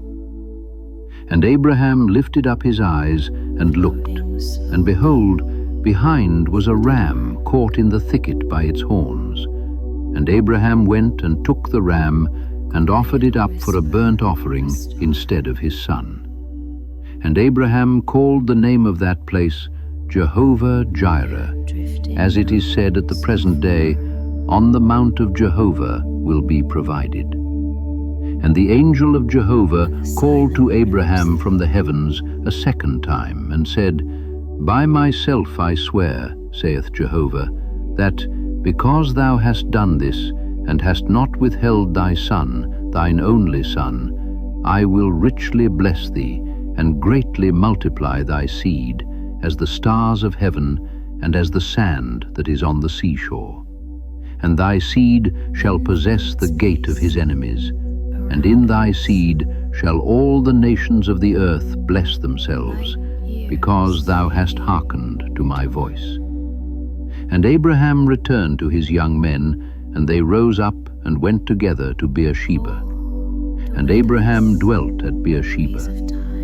And it came to pass after these things that it was told Abraham, saying, Behold, Milcah, she also has borne sons to thy brother Nahor, Uz his firstborn, and Buz his brother, and Kemuel the father of Aram, and Chesed, and Hazo, and Pildash, and Jidlaph, and Bethuel. And Bethuel begot Rebekah. These 8 Milcah bore to Nahor, Abraham's brother. And his concubine, named Reumah, she also bore Tebah, and Gaham, and Thahash, and Maacah. Genesis 23. And the life of Sarah was 127 years. These were the years of the life of Sarah. And Sarah died in Kirjath Arba, that is Hebron, in the land of Canaan. And Abraham came to mourn for Sarah, and to weep for her. And Abraham rose up from before his dead, and spoke to the sons of Heth, saying, I am a stranger and a sojourner with you. Give me a possession of a sepulchre with you, that I may bury my dead from before me. And the sons of Heth answered Abraham, saying to him, Hear us, my lord. Thou art a prince of God among us. In the choicest of our sepulchres bury thy dead. None of us shall withhold from thee his sepulchre for burying thy dead. And Abraham rose up and bowed down to the people of the land, to the sons of Heth, and spoke to them, saying, If it be your will that I should bury my dead from before me, hear me, and entreat for me Ephron the son of Zohar, that he may give me the cave of Machpelah, which is his, which is at the end of his field. For the full money let him give it to me amongst you for a possession of a sepulchre. And Ephron was dwelling among the sons of Heth. And Ephron the Hittite answered Abraham in the ears of the sons of Heth, even of all that went in at the gate of his city, saying, No, my lord, hear me. The field give I thee, and the cave that is in it, to thee I give it. Before the eyes of the sons of my people give I it thee. Bury thy dead. And Abraham bowed down before the people of the land, and he spoke to Ephron in the ears of the people of the land, saying, But if only thou wouldst listen to me, I give the money for the field. Take it of me, and I will bury my dead there. And Ephron answered Abraham, saying to him, My lord, hearken to me. A field of 400 shekels of silver, what is that between me and thee? Bury therefore thy dead. And Abraham hearkened to Ephron, and Abraham weighed to Ephron the money that he had named in the ears of the sons of Heth, 400 shekels of silver, current with the merchant.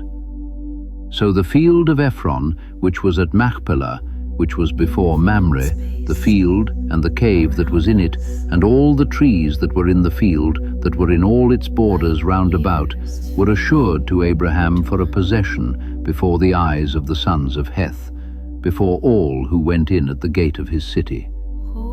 And after this, Abraham buried Sarah his wife in the cave of the field at Machpelah, opposite to Mamre, that is, Hebron, in the land of Canaan. And the field and the cave that was in it were assured to Abraham for a possession of a sepulchre by the sons of Heth. Genesis 24a. And Abraham was old and advanced in age, and Jehovah had blessed Abraham in all things. And Abraham said to his servant, the eldest of his house, who ruled over all that he had, Put thy hand, I pray thee, under my thigh, and I will make thee swear by Jehovah, the God of the heavens and the God of the earth, that thou take not a wife for my son of the daughters of the Canaanites, among whom I am dwelling. But thou shalt go to my land and to my kindred, and take a wife for my son Isaac. And the servant said to him, Perhaps the woman will not be willing to follow me to this land. Must I then bring thy son again in any case to the land from which thou hast removed? And Abraham said to him, Beware that thou bring not my son thither again. Jehovah, the God of the heavens, who took me out of my father's house and out of the land of my nativity, and who has spoken to me, and who has sworn to me, saying, Unto thy seed will I give this land. He will send his angel before thee, that thou mayest take a wife for my son thence. And if the woman be not willing to follow thee, then thou shalt be quit of this my oath. Only bring not my son thither again. And the servant put his hand under the thigh of Abraham his master, and swore unto him concerning that matter. And the servant took 10 camels of the camels of his master, and departed. Now all the treasure of his master was under his hand. And he arose and went to Aram Naharaim, to the city of Nahor.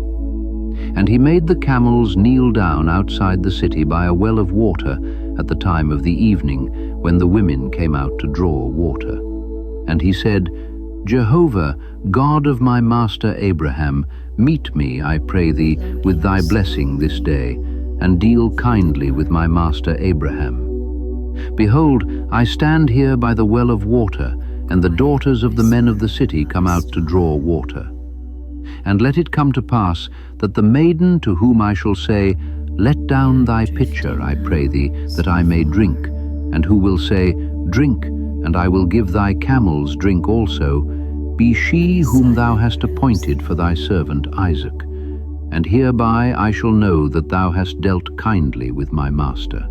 And it came to pass, before he had ended speaking, that behold, Rebekah came out, who was born to Bethuel, son of Milcah, the wife of Nahor, Abraham's brother. And she had her pitcher upon her shoulder. And the maiden was very fair in countenance, a virgin, and no man had known her. And she went down to the well, and filled her pitcher, and came up. And the servant ran to meet her, and said, Let me, I pray thee, sip a little water out of thy pitcher. And she said, Drink, my lord. And she hasted, and let down her pitcher on her hand, and gave him to drink.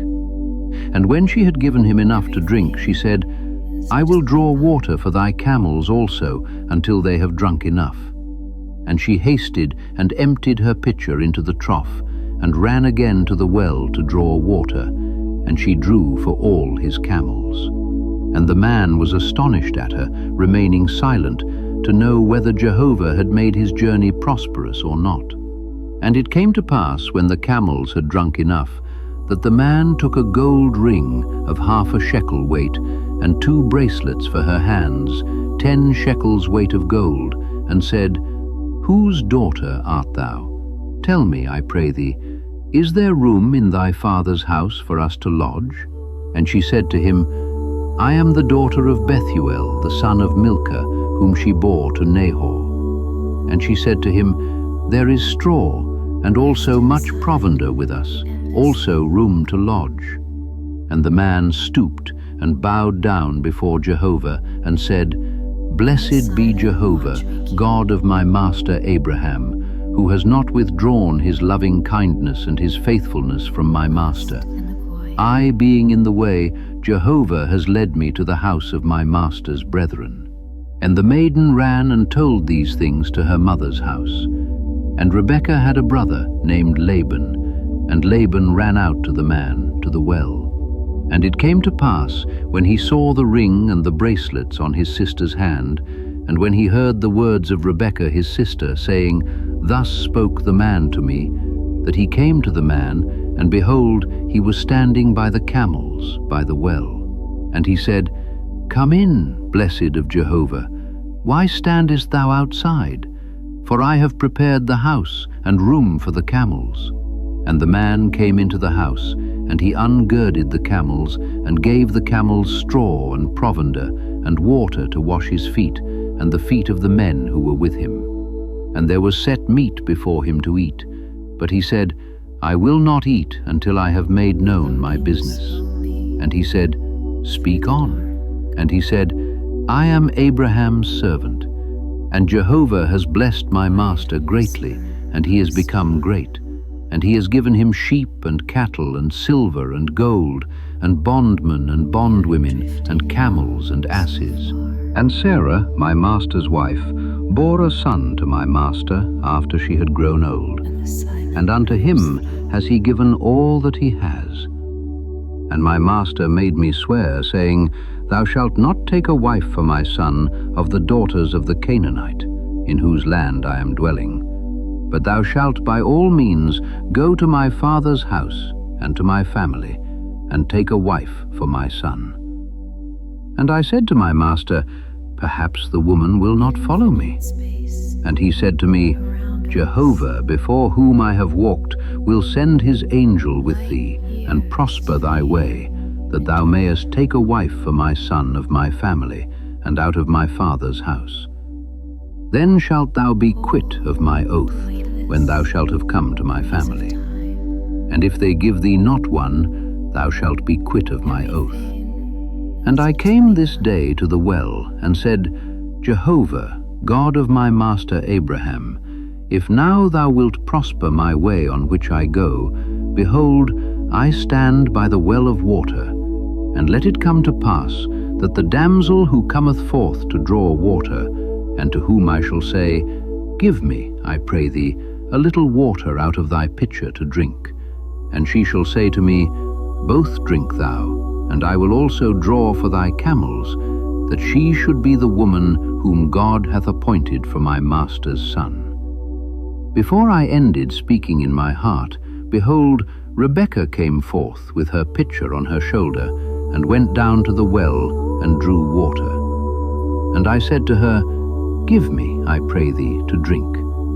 And she hasted, and let down her pitcher from her shoulder, and said, Drink, and I will give thy camels drink also. And I drank, and she gave the camels drink also. And I asked her, and said, Whose daughter art thou? And she said, The daughter of Bethuel, Nahor's son, whom Milcah bore to him. And I put the ring on her nose, and the bracelets on her hands. And I stooped, and bowed down before God, and I blessed God, God of my master Abraham, who has led me the right way to take my master's brother's daughter for his son. And now, if he will deal kindly and truly with my master, tell me, and if not, tell me, and I will turn to the right hand or to the left. And Laban and Bethuel answered and said, The thing proceeds from God. We cannot speak to thee bad or good. Behold, Rebekah is before thee. Take her and go away, and let her be wife of thy master's son, as Jehovah has said. And it came to pass, when Abraham's servant heard their words, that he bowed down to the earth before God. And the servant brought forth silver articles, and gold articles, and clothing, and he gave them to Rebekah. And he gave to her brother and to her mother precious things. And they ate and drank, he and the men that were with him, and lodged. And they rose up in the morning, and he said, Send me away to my master.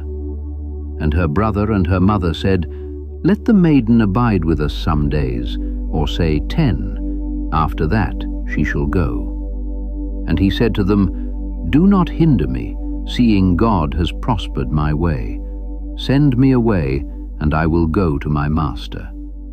And they said, Let us call the maiden and inquire at her mouth. And they called Rebekah and said to her, Wilt thou go with this man? And she said, I will go. And they sent away Rebekah their sister, and her nurse, and Abraham's servant, and his men. And they blessed Rebekah, and said to her, Thou art our sister. Mayest thou become thousands of tens of thousands, and may thy seed possess the gate of their enemies. And Rebekah arose, and her maids, and they rode upon the camels, and followed the man. And the servant took Rebekah, and went away. And Isaac had just returned from Beer-lahai-roi, for he was dwelling in the south country. And Isaac had gone out to meditate in the fields toward the beginning of evening. And he lifted up his eyes and saw, and behold, camels were coming. And Rebekah lifted up her eyes and saw Isaac, and she sprang off the camel. And she had said to the servant, Who is the man that is walking in the fields to meet us? And the servant said, That is my master. Then she took the veil and covered herself. And the servant told Isaac all things that he had done. And Isaac led her into his mother Sarah's tent, and he took Rebekah, and she became his wife, and he loved her. And Isaac was comforted after the death of his mother. Genesis 25. And Abraham took another wife, named Keturah, and she bore him Zimran, and Jokshan, and Medan, and Midian, and Ishbak, and Shua. And Jokshan begot Sheba and Dedan. And the sons of Dedan were the Ashurim, and the Letushim, and the Leummim. And the sons of Midian were Ephah, and Epher, and Enoch, and Abida, and Eldah. All these were sons of Keturah. And Abraham gave all that he had to Isaac. And to the sons of the concubines that Abraham had, Abraham gave gifts, and, while he yet lived, sent them away from Isaac his son, eastward to the east country. And these are the days of the years of Abraham's life which he lived, 175 years. And Abraham expired and died in a good old age, old and full of days, and was gathered to his peoples. And his sons Isaac and Ishmael buried him in the cave of Machpelah, in the field of Ephron the son of Zohar the Hittite, which was opposite to Mamre, the field that Abraham had purchased of the sons of Heth. There was Abraham buried, and Sarah his wife. And it came to pass, after the death of Abraham, that God blessed his son Isaac. And Isaac dwelt at Beer-lahai-roi. And these are the generations of Ishmael, Abraham's son, whom Hagar the Egyptian, Sarah's bondwoman, bore to Abraham. And these are the names of the sons of Ishmael by their names, according to their generations: Nebaioth, the firstborn of Ishmael, and Kedar, and Adbeel, and Mibsam, and Mishma, and Duma, and Massa, Hadad, and Tema, Jetur, Naphish, and Kedma. These are the sons of Ishmael, and these are their names, in their hamlets and their encampments, 12 princes of their peoples. And these are the years of the life of Ishmael, 137 years, and he expired and died, and was gathered to his peoples. And they dwelt from Havilah to Shur, which is opposite to Egypt, as one goes towards Assyria. He settled before the face of all his brethren. And these are the generations of Isaac, Abraham's son. Abraham begot Isaac, and Isaac was 40 years old when he took Rebekah as wife, the daughter of Bethuel the Syrian of Padan Aram, the sister of Laban the Syrian. And Isaac entreated Jehovah for his wife, because she was barren. And Jehovah was entreated of him, and Rebekah his wife conceived. And the children struggled together within her, and she said, If it be so, why am I thus? And she went to inquire of Jehovah. And Jehovah said to her, 2 nations are in thy womb, and 2 peoples shall be separated from thy bowels. And 1 people shall be stronger than the other people, and the elder shall serve the younger. And when her days to be delivered were fulfilled, behold, there were twins in her womb. And the first came out red, all over like a hairy garment, and they called his name Esau. And after that came his brother out, and his hand took hold of Esau's heel, and his name was called Jacob. And Isaac was 60 years old when they were born. And the boys grew, and Esau became a man skilled in hunting, a man of the field, and Jacob was a homely man, dwelling in tents. And Isaac loved Esau, because venison was to his taste, and Rebekah loved Jacob. And Jacob had cooked a dish, and Esau came from the field, and he was faint. And Esau said to Jacob, Feed me, I pray thee, with the red thing there, for I am faint. Therefore was his name called Edom. And Jacob said, Sell me now thy birthright. And Esau said, Behold, I am going to die, and of what use can the birthright be to me? And Jacob said, Swear unto me now. And he swore unto him, and sold his birthright to Jacob. And Jacob gave Esau bread and the dish of lentils, and he ate and drank, and rose up and went away. Thus Esau despised the birthright. Genesis 26. And there was a famine in the land, besides the former famine which had been in the days of Abraham. And Isaac went to Abimelech, the king of the Philistines, to Gerar. And Jehovah appeared to him and said, Go not down to Egypt. Dwell in the land that I shall tell thee of. Sojourn in this land, and I will be with thee and bless thee. For unto thee and unto thy seed I will give all these countries, and I will perform the oath which I swore unto Abraham thy father. And I will multiply thy seed as the stars of heaven, and unto thy seed will I give all these countries, and in thy seed shall all the nations of the earth bless themselves, because that Abraham hearkened to my voice and kept my charge, my commandments, my statutes, and my laws. And Isaac dwelt at Gerar. And the men of the place asked about his wife. And he said, She is my sister. For he feared to say, My wife, saying to himself, Lest the men of the place slay me on account of Rebekah, because she was fair in countenance. And it came to pass, when he had been there some time, that Abimelech, the king of the Philistines, looked out of the window, and saw, and behold, Isaac was dallying with Rebekah his wife. Then Abimelech called Isaac and said, Behold, she is certainly thy wife, and how saidst thou, She is my sister? And Isaac said to him, Because I said, Lest I die on account of her. And Abimelech said, What is this thou hast done to us? But a little, and one of the people might have lain with thy wife, and thou wouldest have brought a trespass on us. And Abimelech charged all the people, saying, He that touches this man or his wife shall certainly be put to death. And Isaac sowed in that land, and received in the same year 100-fold, and Jehovah blessed him.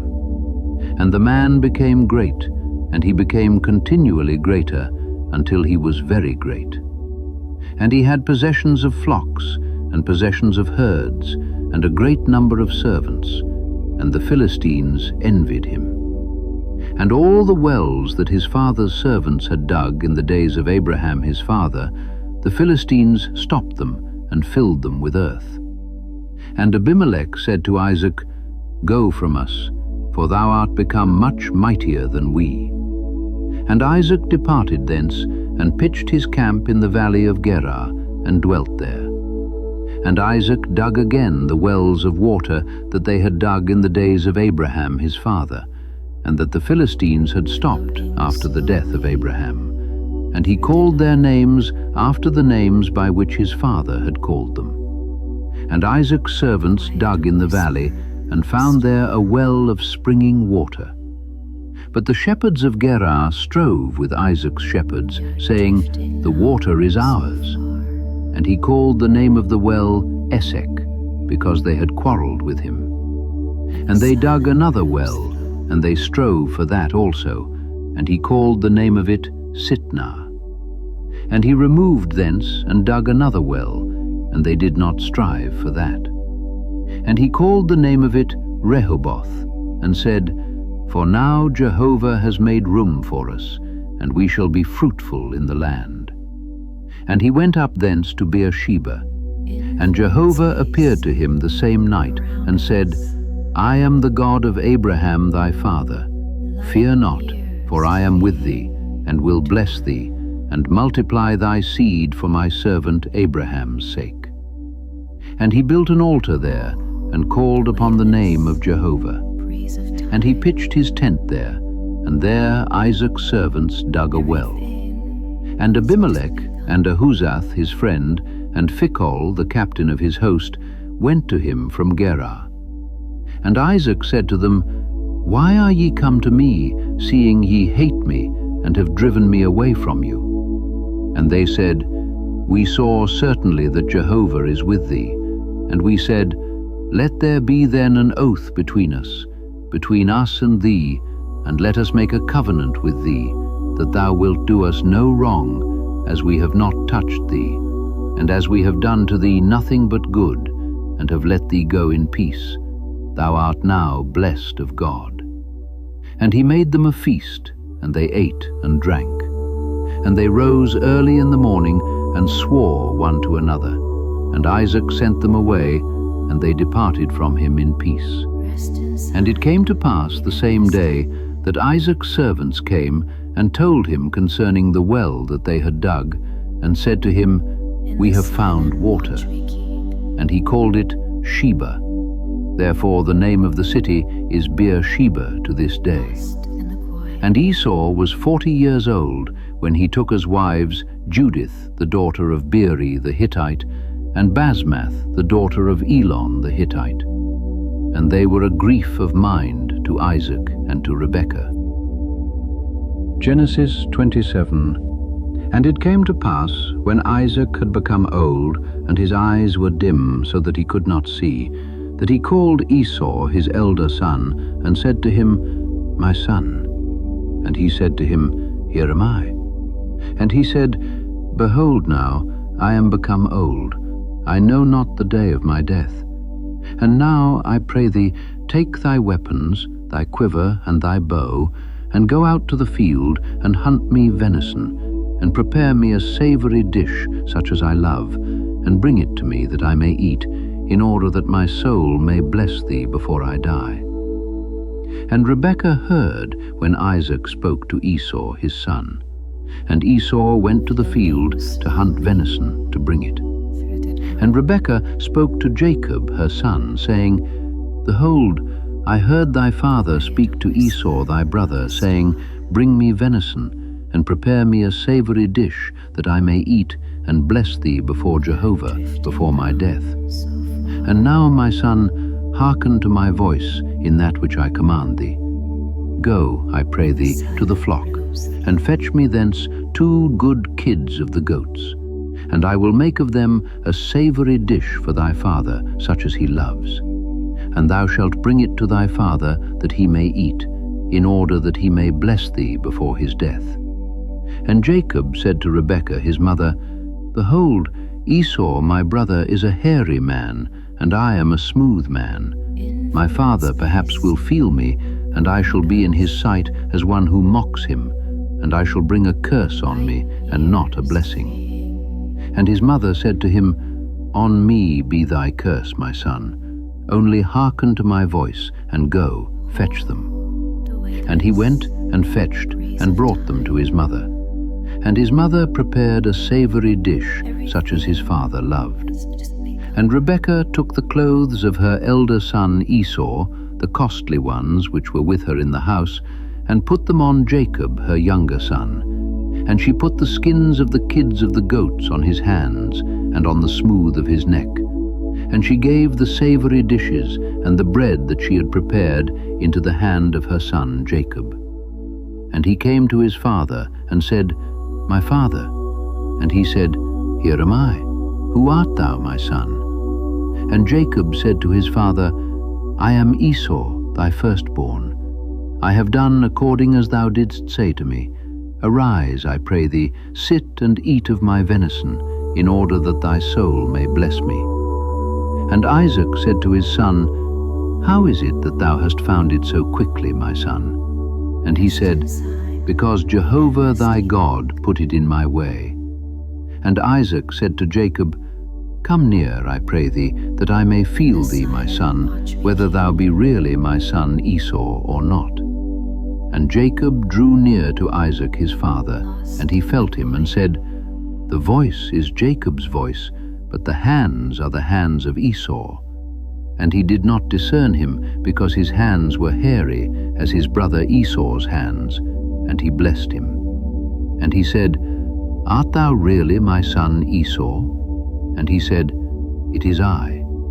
And he said, Bring it near to me, that I may eat of my son's venison, in order that my soul may bless thee. And he brought near to him, and he ate, and he brought him wine, and he drank. And his father Isaac said to him, Come near now, and kiss me, my son. And he came near, and kissed him. And he smelt the smell of his clothes, and blessed him, and said, See, the smell of my son is as the smell of a field which Jehovah hath blessed. And God give thee of the dew of heaven, and of the fatness of the earth, and plenty of corn and new wine. Let peoples serve thee, and races bow down to thee. Be Lord over thy brethren, and let thy mother's sons bow down to thee. Cursed be they that curse thee, and blessed be they that bless thee. And it came to pass, when Isaac had ended blessing Jacob, and when Jacob was only just gone out from Isaac his father, that Esau his brother came from his hunting. And he also had prepared savory dishes, and he brought them in to his father, and said to his father, Let my father arise, and eat of his son's venison, in order that thy soul may bless me. And Isaac his father said to him, Who art thou? And he said, I am thy son, thy firstborn, Esau. Then Isaac trembled with exceeding great trembling, and said, Who was he then that hunted venison and brought it to me? And I have eaten of all before thou camest, and have blessed him. Also blessed he shall be. When Esau heard the words of his father, he cried with a great and exceeding bitter cry, and said to his father, Bless me, me also, my father. And he said, Thy brother came with subtlety, and has taken away thy blessing. And he said, Is it not therefore he was named Jacob? For he has supplanted me now twice. He took away my birthright, and behold, now he has taken away my blessing. And he said, Hast thou not reserved a blessing for me? And Isaac answered and said to Esau, Behold, I have made him lord over thee, and all his brethren have I given to him for servants. And with corn and new wine have I supplied him. And what can I do now for thee, my son? And Esau said to his father, Hast thou then but one blessing, my father? Bless me, me also, my father. And Esau lifted up his voice and wept. And Isaac his father answered and said to him, Behold, thy dwelling shall be of the fatness of the earth, and of the dew of heaven from above. And by thy sword shalt thou live, and thou shalt serve thy brother. And it shall come to pass, when thou rovest about, that thou shalt break his yoke from off thy neck. And Esau hated Jacob because of the blessing with which his father had blessed him. And Esau said in his heart, The days of mourning for my father are at hand, and I will slay my brother Jacob. And the words of Esau her elder son were told to Rebekah. And she sent and called Jacob her younger son, and said to him, Behold, thy brother Esau, as touching thee, comforts himself that he will kill thee.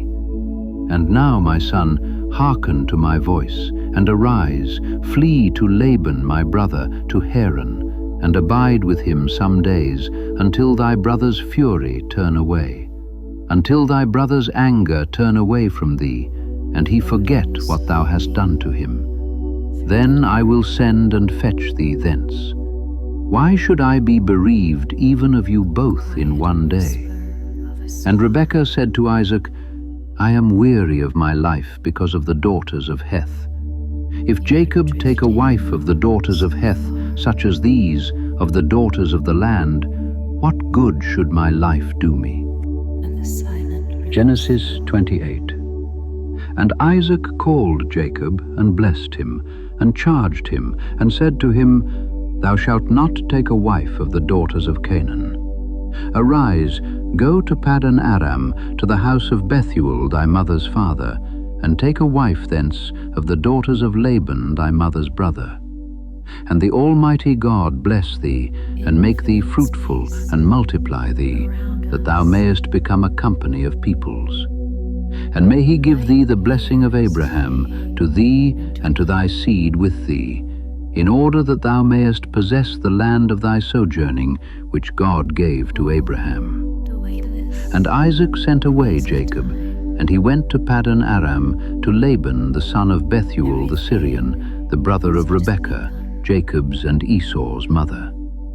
And Esau saw that Isaac had blessed Jacob, and sent him away to Paddan Aram to take a wife thence, blessing him and giving him a charge, saying, Thou shalt not take a wife of the daughters of Canaan. And Jacob had obeyed his father and his mother, and was gone to Paddan Aram. And Esau saw that the daughters of Canaan were evil in the sight of Isaac his father. And Esau went to Ishmael, and took, besides the wives that he had, Mahalath, the daughter of Ishmael, Abraham's son, the sister of Nebaioth, to be his wife. And Jacob went out from Beersheba, and went towards Haran. And he lighted on a certain place, and lodged there, because the sun had set. And he took one of the stones of the place, and made it his pillow, and lay down in that place. And he dreamed, and behold, a ladder was set up on the earth, and the top of it reached to the heavens. And behold, angels of God ascended and descended upon it. And behold, Jehovah stood above it.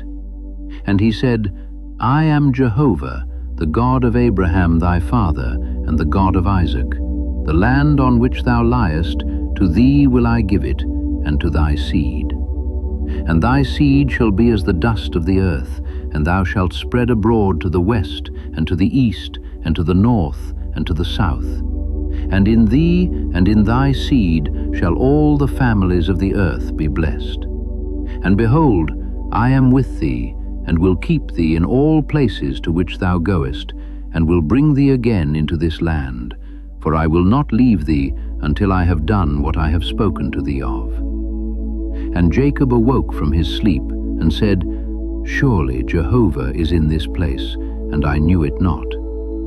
And he was afraid, and said, How dreadful is this place! This is none other but the house of God, and this is the gate of heaven. And Jacob rose early in the morning, and took the stone that he had made his pillow, and set it up for a pillar, and poured oil on the top of it. And he called the name of that place Beth-el, but the name of that city was Luz at the first. And Jacob vowed a vow, saying, If God will be with me, and keep me on this road that I go, and will give me bread to eat, and a garment to put on, and I come again to my father's house in peace, then shall Jehovah be my God. And this stone, which I have set up for a pillar, shall be God's house. And of all that thou wilt give me, I will without fail give the 10th to thee. Genesis 29. Then Jacob went on his journey, and came into the land of the people of the east. And he looked, and behold, a well in the field. And lo, there were 3 flocks of sheep lying by it. For out of that well they watered the flocks, and a great stone was upon the well's mouth. And thither were all the flocks gathered, and they rolled the stone from the well's mouth, and watered the sheep, and put the stone again upon the well's mouth in his place. And Jacob said unto them, My brethren, whence be ye? And they said, Of Haran are we. And he said unto them, Know ye Laban the son of Nahor? And they said, We know him. And he said unto them, Is he well? And they said, He is well. And behold, Rachel his daughter cometh with the sheep. And he said, Lo, it is yet high day, neither is it time that the cattle should be gathered together. Water ye the sheep, and go and feed them. And they said, We cannot, until all the flocks be gathered together, until they roll the stone from the well's mouth. Then we water the sheep. And while he yet spake with them, Rachel came with her father's sheep, for she kept them. And it came to pass, when Jacob saw Rachel, the daughter of Laban his mother's brother, and the sheep of Laban his mother's brother, that Jacob went near, and rolled the stone from the well's mouth, and watered the flock of Laban his mother's brother. And Jacob kissed Rachel, and lifted up his voice, and wept. And Jacob told Rachel that he was her father's brother, and that he was Rebekah's son. And she ran and told her father. And it came to pass, when Laban heard the tidings of Jacob his sister's son, that he ran to meet him, and embraced him, and kissed him, and brought him to his house. And he told Laban all these things. And Laban said to him, Surely thou art my bone and my flesh. And he abode with him the space of a month. And Laban said unto Jacob, Because thou art my brother, shouldest thou therefore serve me for naught? Tell me, what shall thy wages be? And Laban had 2 daughters. The name of the elder was Leah, and the name of the younger was Rachel. Leah was tender-eyed, but Rachel was beautiful and well-favored. And Jacob loved Rachel, and said, I will serve thee 7 years for Rachel thy younger daughter. And Laban said, "It is better that I give her to thee than that I should give her to another man. Abide with me." And Jacob served 7 years for Rachel, and they seemed unto him but a few days, for the love he had to her. And Jacob said unto Laban, "Give me my wife, for my days are fulfilled, that I may go in unto her." And Laban gathered together all the men of the place, and made a feast. And it came to pass in the evening that he took Leah his daughter, and brought her to him, and he went in unto her. And Laban gave unto his daughter Leah Zilpah his maid for an handmaid. And it came to pass that in the morning, behold, it was Leah. And he said to Laban, "What is this thou hast done unto me? Did not I serve with thee for Rachel? Wherefore then hast thou beguiled me?" And Laban said, "It must not be so done in our country, to give the younger before the firstborn. Fulfill her week, and we will give thee this also for the service which thou shalt serve with me yet 7 other years." And Jacob did so, and fulfilled her week, and he gave him Rachel his daughter to wife also. And Laban gave to Rachel his daughter Bilhah his handmaid to be her maid. And he went in also unto Rachel, and he loved also Rachel more than Leah, and served with him yet 7 other years. And when the Lord saw that Leah was hated, he opened her womb, but Rachel was barren. And Leah conceived, and bare a son, and she called his name Reuben, for she said, "Surely the Lord hath looked upon my affliction, now therefore my husband will love me." And she conceived again, and bare a son, and said, "Because the Lord hath heard I was hated, he hath therefore given me this son also." And she called his name Simeon. And she conceived again, and bare a son, and said, "Now this time will my husband be joined unto me, because I have borne him 3 sons. Therefore was his name called Levi." And she conceived again, and bare a son. And she said, "Now will I praise the Lord." Therefore she called his name Judah, and left bearing. Genesis 30. And when Rachel saw that she bare Jacob no children, Rachel envied her sister, and said unto Jacob, "Give me children, or else I die." And Jacob's anger was kindled against Rachel, and he said, "Am I in God's stead, who hath withheld from thee the fruit of the womb?" And she said, "Behold my maid Bilhah, go in unto her, and she shall bear upon my knees, that I may also have children by her." And she gave him Bilhah her handmaid to wife. And Jacob went in unto her. And Bilhah conceived, and bare Jacob a son. And Rachel said, "God hath judged me, and hath also heard my voice, and hath given me a son."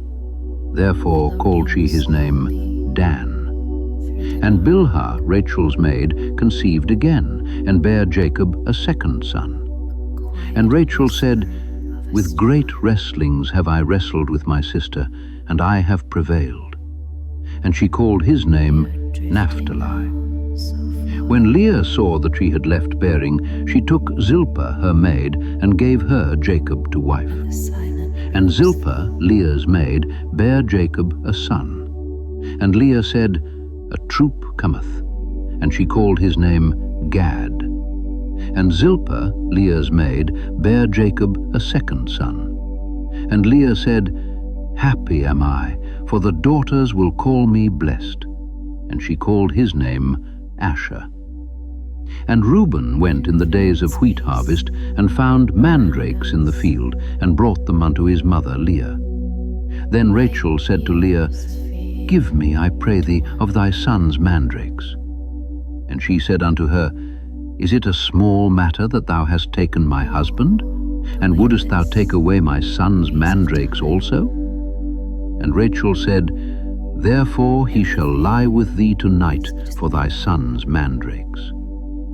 And Jacob came out of the field in the evening, and Leah went out to meet him, and said, "Thou must come in unto me, for surely I have hired thee with my son's mandrakes." And he lay with her that night. And God hearkened unto Leah, and she conceived, and bare Jacob the 5th son.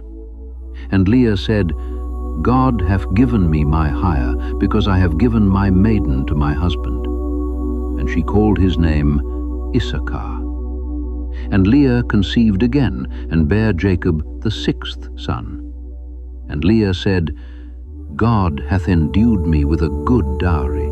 Now will my husband dwell with me, because I have borne him 6 sons. And she called his name Zebulun. And afterwards she bare a daughter, and called her name Dinah. And God remembered Rachel, and God hearkened to her, and opened her womb. And she conceived, and bare a son, and said, God hath taken away my reproach. And she called his name Joseph, and said, The Lord shall add to me another son. And it came to pass, when Rachel had borne Joseph, that Jacob said unto Laban, Send me away, that I may go unto mine own place and to my country. Give me my wives and my children, for whom I have served thee, and let me go. For thou knowest my service which I have done thee. And Laban said unto him, I pray thee, if I have found favor in thine eyes, tarry. For I have learned by experience that the Lord hath blessed me for thy sake. And he said, Appoint me thy wages, and I will give it. And he said unto him, Thou knowest how I have served thee, and how thy cattle was with me. For it was little which thou hadst before I came, and it is now increased unto a multitude. And the Lord hath blessed thee since my coming. And now, when shall I provide for mine own house also? And he said, What shall I give thee? And Jacob said, Thou shalt not give me anything. If thou wilt do this thing for me, I will again feed and keep thy flock. I will pass through all thy flock today, removing from thence all the speckled and spotted cattle, and all the brown cattle among the sheep, and the spotted and speckled among the goats. And of such shall be my hire. So shall my righteousness answer for me in time to come, when it shall come for my hire before thy face. Every one that is not speckled and spotted among the goats, and brown among the sheep, that shall be counted stolen with me. And Laban said, Behold, I would it might be according to thy word. And he removed that day the he-goats that were ring-straked and spotted, and all the she-goats that were speckled and spotted, and every one that had some white in it, and all the brown among the sheep, and gave them into the hand of his sons. And he set 3 days' journey betwixt himself and Jacob. And Jacob fed the rest of Laban's flocks. And Jacob took him rods of green poplar, and of the hazel and chestnut tree, and pilled white strakes in them, and made the white appear which was in the rods. And he set the rods which he had pilled before the flocks in the gutters in the watering troughs, when the flocks came to drink, that they should conceive when they came to drink. And the flocks conceived before the rods, and brought forth cattle ring-straked, speckled, and spotted. And Jacob did separate the lambs, and set the faces of the flocks toward the ring-straked, and all the brown in the flock of Laban. And he put his own flocks by themselves, and put them not unto Laban's cattle. And it came to pass, whensoever the stronger cattle did conceive, that Jacob laid the rods before the eyes of the cattle in the gutters, that they might conceive among the rods. But when the cattle were feeble, he put them not in. So the feebler were Laban's, and the stronger Jacob's. And the man increased exceedingly, and had much cattle, and maidservants, and menservants, and camels, and asses. Genesis 31. And he heard the words of Laban's sons, saying, Jacob hath taken away all that was our father's, and of that which was our father's hath he gotten all this glory. And Jacob beheld the countenance of Laban, and behold, it was not toward him as before. And the Lord said unto Jacob, Return unto the land of thy fathers, and to thy kindred, and I will be with thee. And Jacob sent and called Rachel and Leah to the field unto his flock, and said unto them, I see your father's countenance, that it is not toward me as before, but the God of my father hath been with me. And ye know that with all my power I have served your father, and your father hath deceived me, and changed my wages 10 times, but God suffered him not to hurt me. If he said thus, The speckled shall be thy wages, then all the cattle bear speckled. And if he said thus, The ring-straked shall be thy hire, then bear all the cattle ring-straked. Thus God hath taken away the cattle of your father, and given them to me.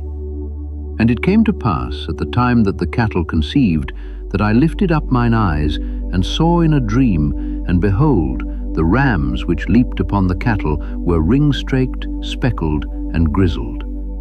And the angel of God spake unto me in a dream, saying, Jacob. And I said, Here am I. And he said, Lift up now thine eyes, and see, all the rams which leap upon the cattle are ring-straked, speckled, and grizzled. For I have seen all that Laban doeth unto thee.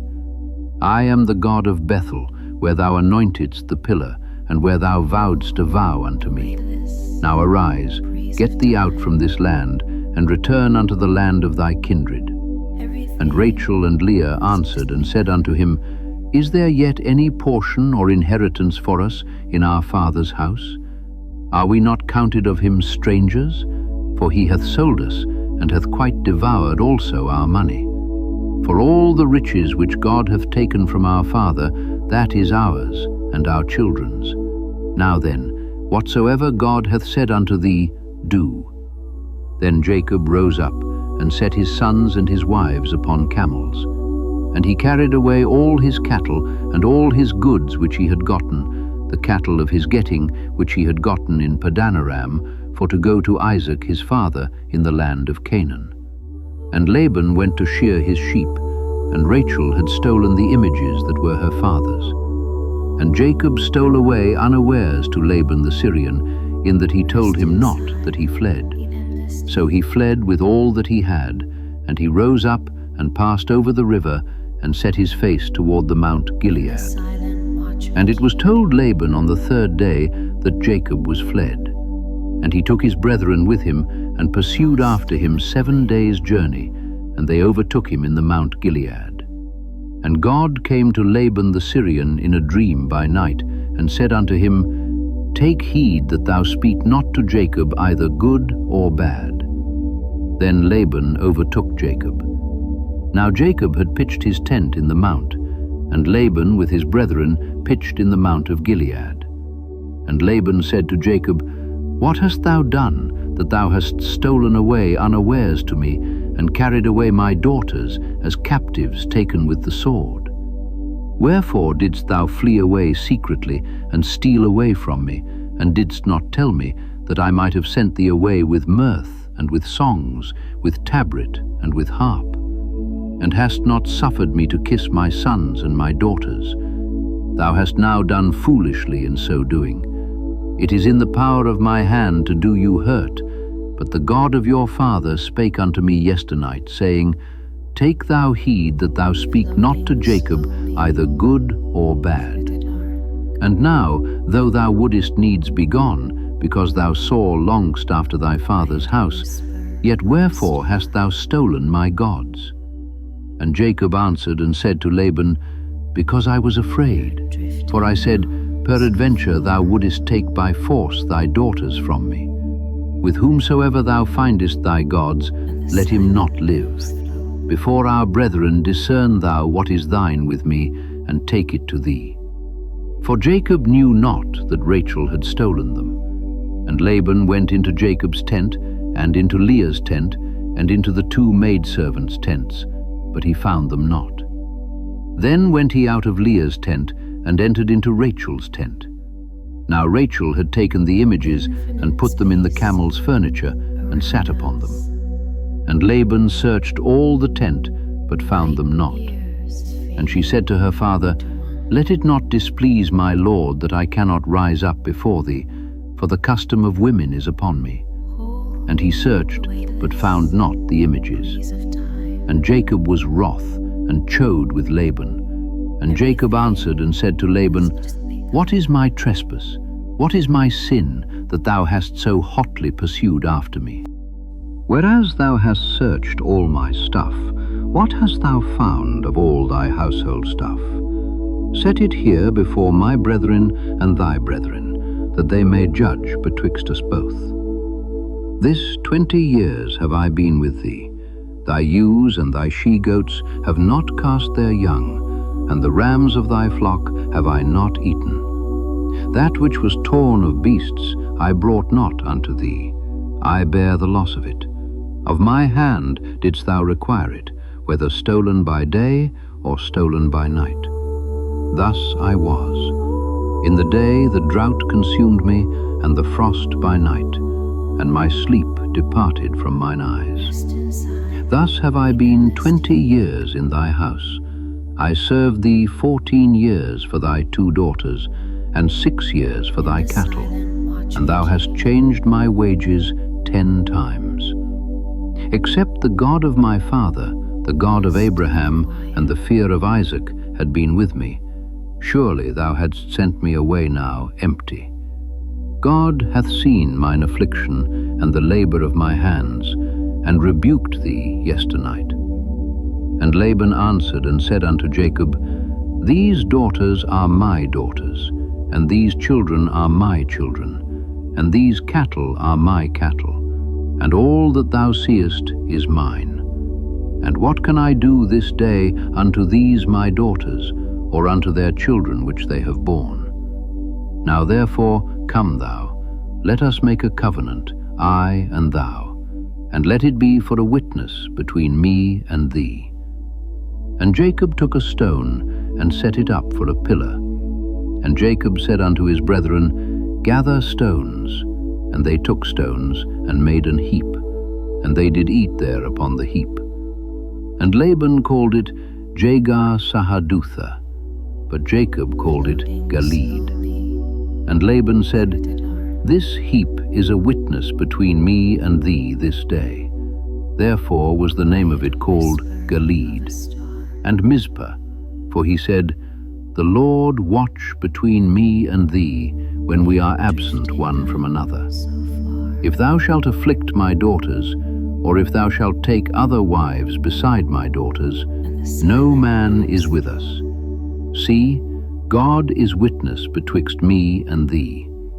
And Laban said to Jacob, Behold this heap, and behold this pillar which I have cast betwixt me and thee. This heap be witness, and this pillar be witness, that I will not pass over this heap to thee, and that thou shalt not pass over this heap and this pillar unto me for harm. The God of Abraham and the God of Nahor, the God of their father, judge betwixt us. And Jacob sware by the fear of his father Isaac. Then Jacob offered sacrifice upon the mount, and called his brethren to eat bread. And they did eat bread, and tarried all night in the mount. And early in the morning Laban rose up, and kissed his sons and his daughters, and blessed them. And Laban departed, and returned unto his place. Genesis 32. And Jacob went on his way, and the angels of God met him. And when Jacob saw them, he said, This is God's host. And he called the name of that place Mahanaim. And Jacob sent messengers before him to Esau his brother, unto the land of Seir, the country of Edom. And he commanded them, saying, Thus shall ye speak unto my lord Esau. Thy servant Jacob saith thus, I have sojourned with Laban, and stayed there until now. And I have oxen and asses, flocks and men servants and women servants. And I have sent to tell my lord, that I may find grace in thy sight. And the messengers returned to Jacob, saying, We came to thy brother Esau, and also he cometh to meet thee, and 400 men with him. Then Jacob was greatly afraid and distressed. And he divided the people that was with him, and the flocks and herds and the camels, into 2 bands, and said, If Esau come to the one company and smite it, then the other company which is left shall escape.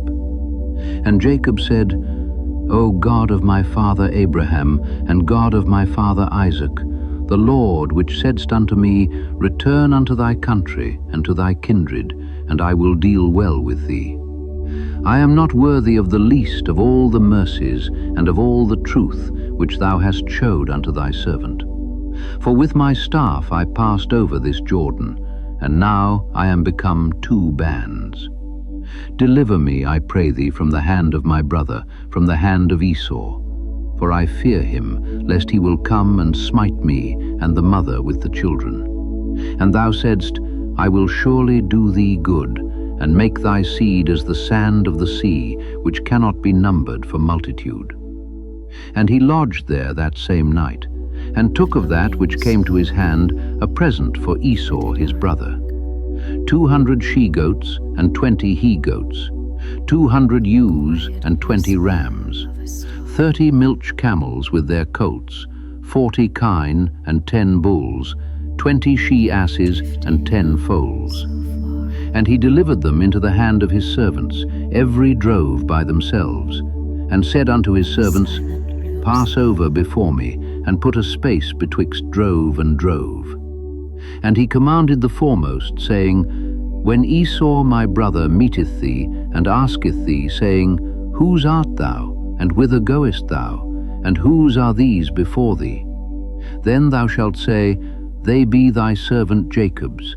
It is a present sent unto my lord Esau, and behold, also he is behind us. And so commanded he the second and the third, and all that followed the droves, saying, On this manner shall ye speak unto Esau when ye find him. And say ye moreover, Behold, thy servant Jacob is behind us. For he said, I will appease him with the present that goeth before me, and afterward I will see his face. Peradventure he will accept of me. So went the present over before him, and himself lodged that night in the company. And he rose up that night, and took his 2 wives, and his 2 women servants, and his 11 sons, and passed over the ford Jabbok. And he took them, and sent them over the brook, and sent over that he had. And Jacob was left alone, and there wrestled a man with him until the breaking of the day. And when he saw that he prevailed not against him, he touched the hollow of his thigh, and the hollow of Jacob's thigh was out of joint as he wrestled with him. And he said, Let me go, for the day breaketh. And he said, I will not let thee go, except thou bless me. And he said unto him, What is thy name? And he said, Jacob. And he said, Thy name shall be called no more Jacob, but Israel. For as a prince hast thou power with God and with men, and hast prevailed. And Jacob asked him and said, Tell me, I pray thee, thy name. And he said, Wherefore is it that thou dost ask after my name? And he blessed him there. And Jacob called the name of the place Peniel, for I have seen God face to face, and my life is preserved. And as he passed over Penuel, the sun rose upon him, and he halted upon his thigh. Therefore the children of Israel eat not of the sinew which shrank, which is upon the hollow of the thigh, unto this day, because he touched the hollow of Jacob's thigh in the sinew that shrank. Genesis 33. And Jacob lifted up his eyes, and looked, and behold, Esau came, and with him 400 men.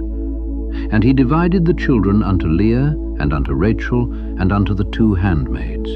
And he put the handmaids and their children foremost, and Leah and her children after, and Rachel and Joseph hindermost.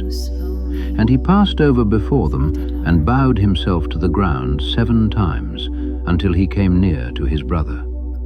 And Esau ran to meet him, and embraced him, and fell on his neck, and kissed him, and they wept. And he lifted up his eyes, and saw the women and the children, and said, Who are those with thee? And he said, The children which God hath graciously given thy servant. Then the handmaidens came near, they and their children, and they bowed themselves. And Leah also with her children came near, and bowed themselves.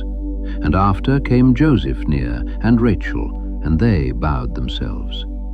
And he said, What meanest thou by all this drove which I met?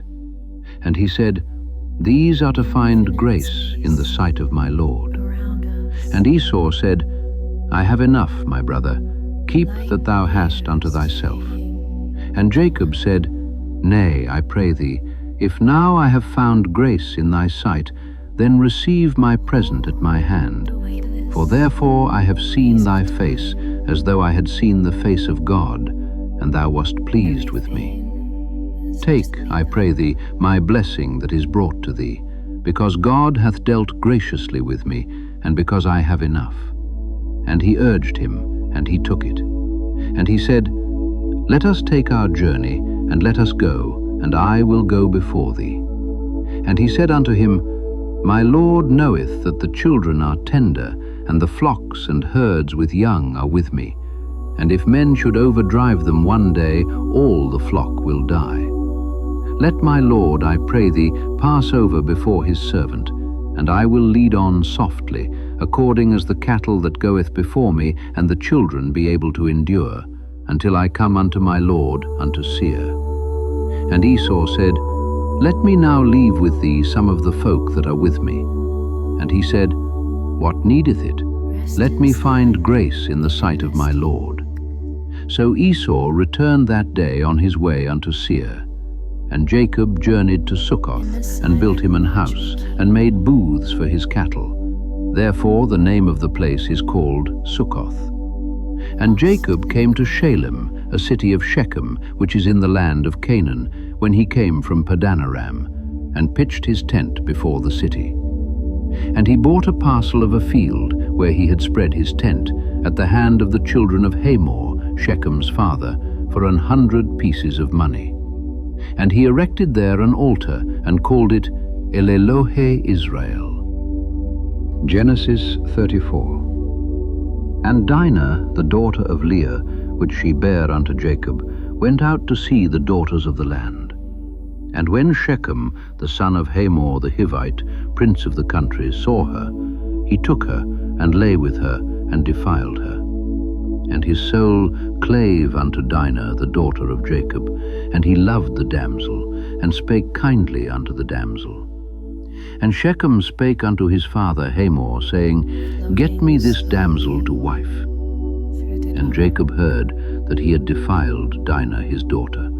Now his sons were with his cattle in the field, and Jacob held his peace until they were come. And Hamor, the father of Shechem, went out unto Jacob to commune with him. And the sons of Jacob came out of the field when they heard it, and the men were grieved, and they were very wroth, because he had wrought folly in Israel in lying with Jacob's daughter, which thing ought not to be done. And Hamor communed with them, saying, The soul of my son Shechem longeth for your daughter. I pray you give her him to wife. And make ye marriages with us, and give your daughters unto us, and take our daughters unto you. And ye shall dwell with us, and the land shall be before you. Dwell and trade ye therein, and get you possessions therein. And Shechem said unto her father and unto her brethren, Let me find grace in your eyes, and what ye shall say unto me I will give. Ask me never so much dowry and gift, and I will give according as ye shall say unto me. But give me the damsel to wife. And the sons of Jacob answered Shechem and Hamor his father deceitfully, and said, Because he had defiled Dinah their sister. And they said unto them, We cannot do this thing, to give our sister to one that is uncircumcised, for that were a reproach unto us. But in this will we consent unto you. If ye will be as we be, that every male of you be circumcised, then will we give our daughters unto you, and we will take your daughters to us, and we will dwell with you, and we will become one people. But if ye will not hearken unto us to be circumcised, Then will we take our daughter, and we will be gone." And their words pleased Hamor, and Shechem, Hamor's son. And the young man deferred not to do the thing, because he had delight in Jacob's daughter, and he was more honorable than all the house of his father. And Hamor and Shechem his son came unto the gate of their city, and communed with the men of their city, saying, "These men are peaceable with us. Therefore let them dwell in the land, and trade therein. For the land, behold, it is large enough for them. Let us take their daughters to us for wives, and let us give them our daughters. Only herein will the men consent unto us for to dwell with us, to be one people, if every male among us be circumcised, as they are circumcised. Shall not their cattle and their substance, and every beast of theirs, be ours? Only let us consent unto them, and they will dwell with us." And unto Hamor and unto Shechem his son hearkened all that went out of the gate of his city, and every male was circumcised, all that went out of the gate of his city. And it came to pass on the third day, when they were sore, that two of the sons of Jacob, Simeon and Levi, Dinah's brethren, took each man his sword, and came upon the city boldly, and slew all the males. And they slew Hamor and Shechem his son with the edge of the sword, and took Dinah out of Shechem's house, and went out. The sons of Jacob came upon the slain, and spoiled the city, because they had defiled their sister. They took their sheep, and their oxen, and their asses, and that which was in the city, and that which was in the field, and all their wealth, and all their little ones, and their wives took they captive, and spoiled even all that was in the house. And Jacob said to Simeon and Levi, "Ye have troubled me to make me to stink among the inhabitants of the land, among the Canaanites and the Perizzites. And I, being few in number, they shall gather themselves together against me, and slay me, and I shall be destroyed, I and my house."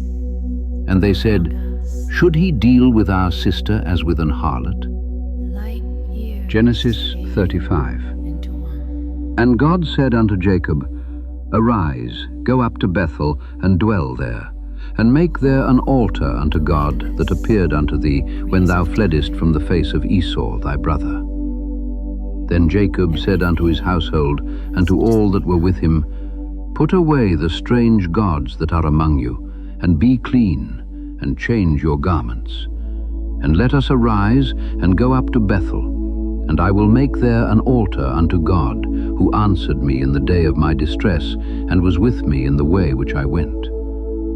And they gave unto Jacob all the strange gods which were in their hand, and all their earrings which were in their ears. And Jacob hid them under the oak which was by Shechem. And they journeyed, and the terror of God was upon the cities that were round about them, and they did not pursue after the sons of Jacob. So Jacob came to Luz, which is in the land of Canaan, that is, Bethel, he and all the people that were with him. And he built there an altar, and called the place El Bethel, because there God appeared unto him when he fled from the face of his brother. But Deborah, Rebekah's nurse, died, and she was buried beneath Bethel under an oak, and the name of it was called Allon-Bachuth. And God appeared unto Jacob again when he came out of Padanaram, and blessed him. And God said unto him, "Thy name is Jacob. Thy name shall not be called any more Jacob, but Israel shall be thy name." And he called his name Israel. And God said unto him, "I am God Almighty. Be fruitful and multiply. A nation and a company of nations shall be of thee, and kings shall come out of thy loins. And the land which I gave Abraham and Isaac, to thee I will give it, and to thy seed after thee will I give the land." And God went up from him in the place where he talked with him. And Jacob set up a pillar in the place where he talked with him, even a pillar of stone. And he poured a drink offering thereon, and he poured oil thereon. And Jacob called the name of the place where God spake with him Bethel. And they journeyed from Bethel, and there was but a little way to come to Ephrath.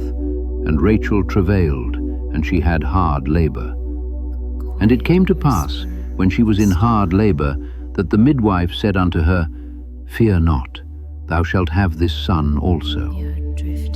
And it came to pass, as her soul was in departing, for she died, that she called his name Benoni, but his father called him Benjamin. And Rachel died, and was buried in the way to Ephrath, which is Bethlehem. And Jacob set a pillar upon her grave, that is, the pillar of Rachel's grave unto this day. And Israel journeyed, and spread his tent beyond the tower of Edar. And it came to pass, when Israel dwelt in that land, that Reuben went and lay with Bilhah his father's concubine, and Israel heard it. Now the sons of Jacob were 12, the sons of Leah, Reuben, Jacob's firstborn, and Simeon, and Levi, and Judah, and Issachar, and Zebulun. The sons of Rachel, Joseph, and Benjamin. And the sons of Bilhah, Rachel's handmaid, Dan, and Naphtali. And the sons of Zilpah, Leah's handmaid, Gad, and Asher. These are the sons of Jacob, which were born to him in Padanaram. And Jacob came unto Isaac his father unto Mamre, unto the city of Arba, which is Hebron, where Abraham and Isaac sojourned. And the days of Isaac were 180 years. And Isaac gave up the ghost, and died, and was gathered unto his people, being old and full of days. And his sons Esau and Jacob buried him. Genesis 36.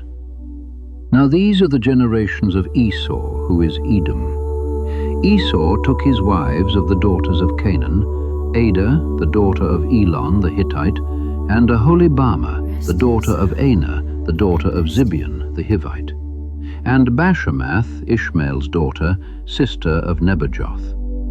And Adah bare to Esau Eliphaz, and Bashemath bare Ruel. And Aholibamah bare Jeush, and Jalam, and Korah.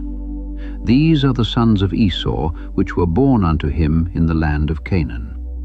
And Esau took his wives, and his sons, and his daughters, and all the persons of his house, and his cattle, and all his beasts, and all his substance which he had got in the land of Canaan, and went into the country from the face of his brother Jacob.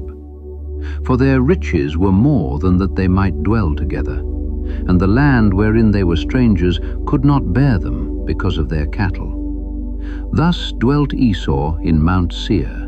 Esau is Edom. And these are the generations of Esau, the father of the Edomites in Mount Seir.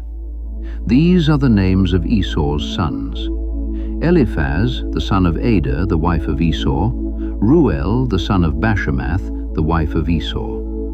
And the sons of Eliphaz were Teman, Omar, Zepho, and Gatam, and Kenaz.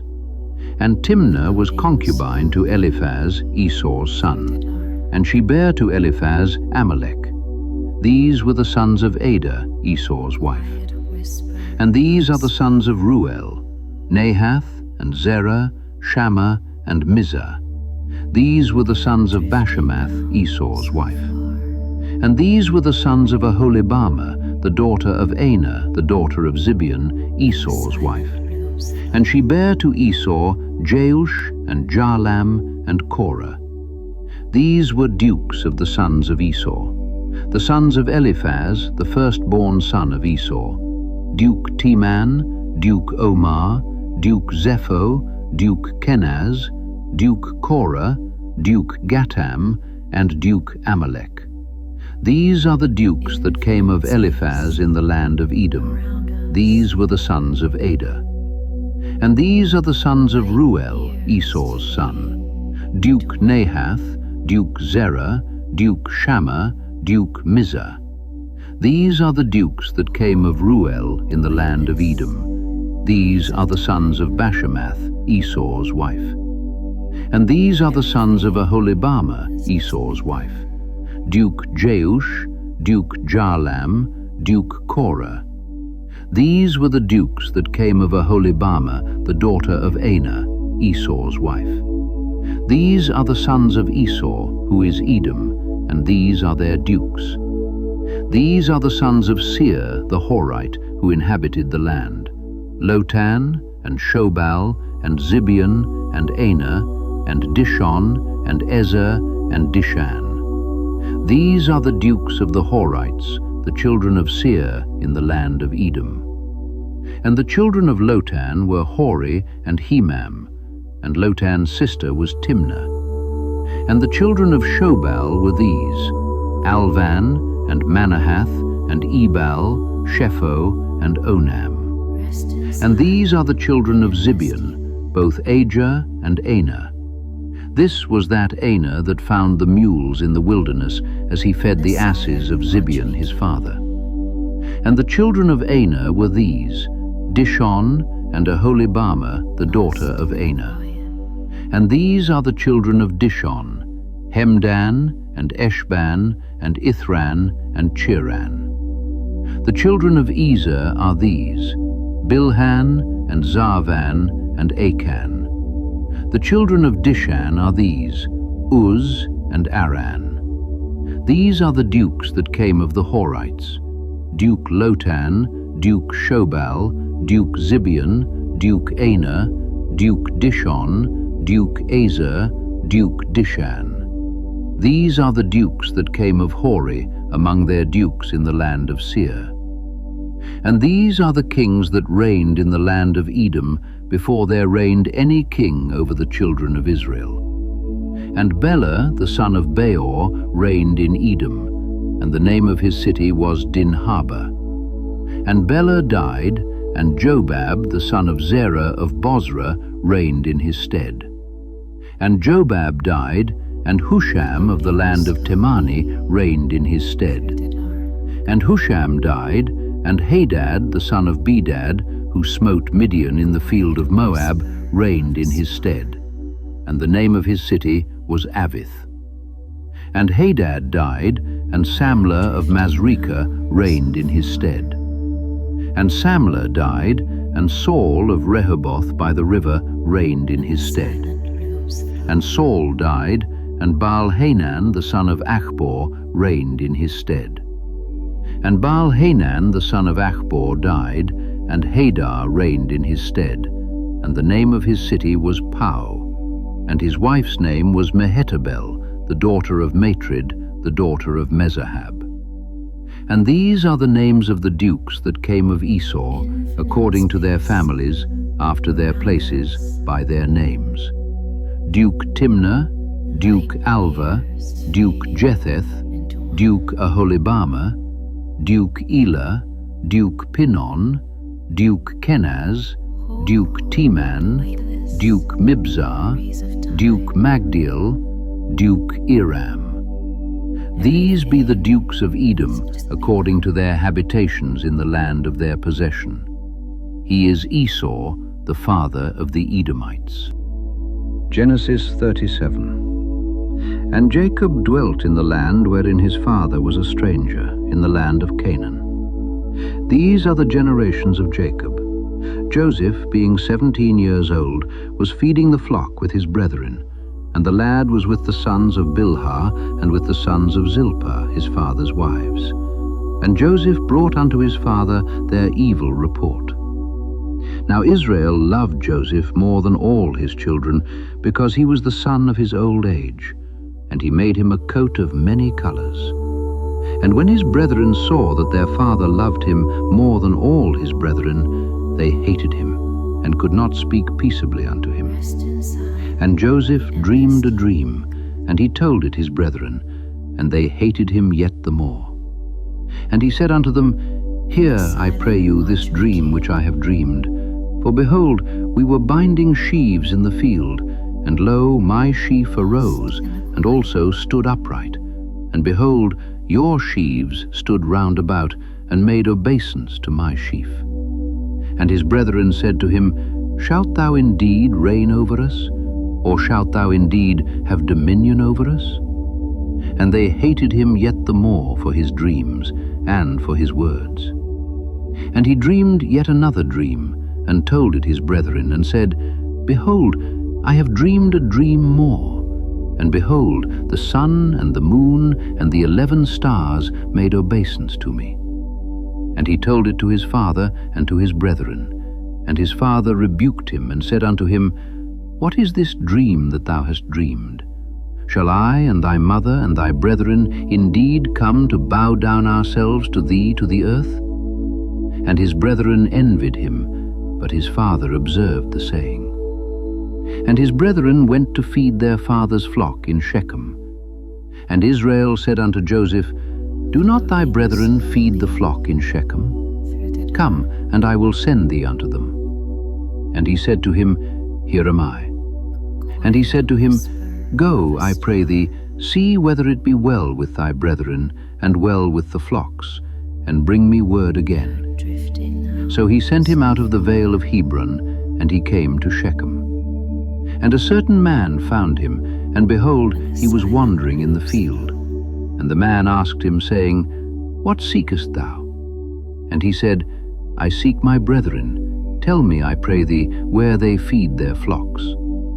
And the man said, They are departed hence, for I heard them say, Let us go to Dothan. And Joseph went after his brethren, and found them in Dothan. And when they saw him afar off, even before he came near unto them, they conspired against him to slay him.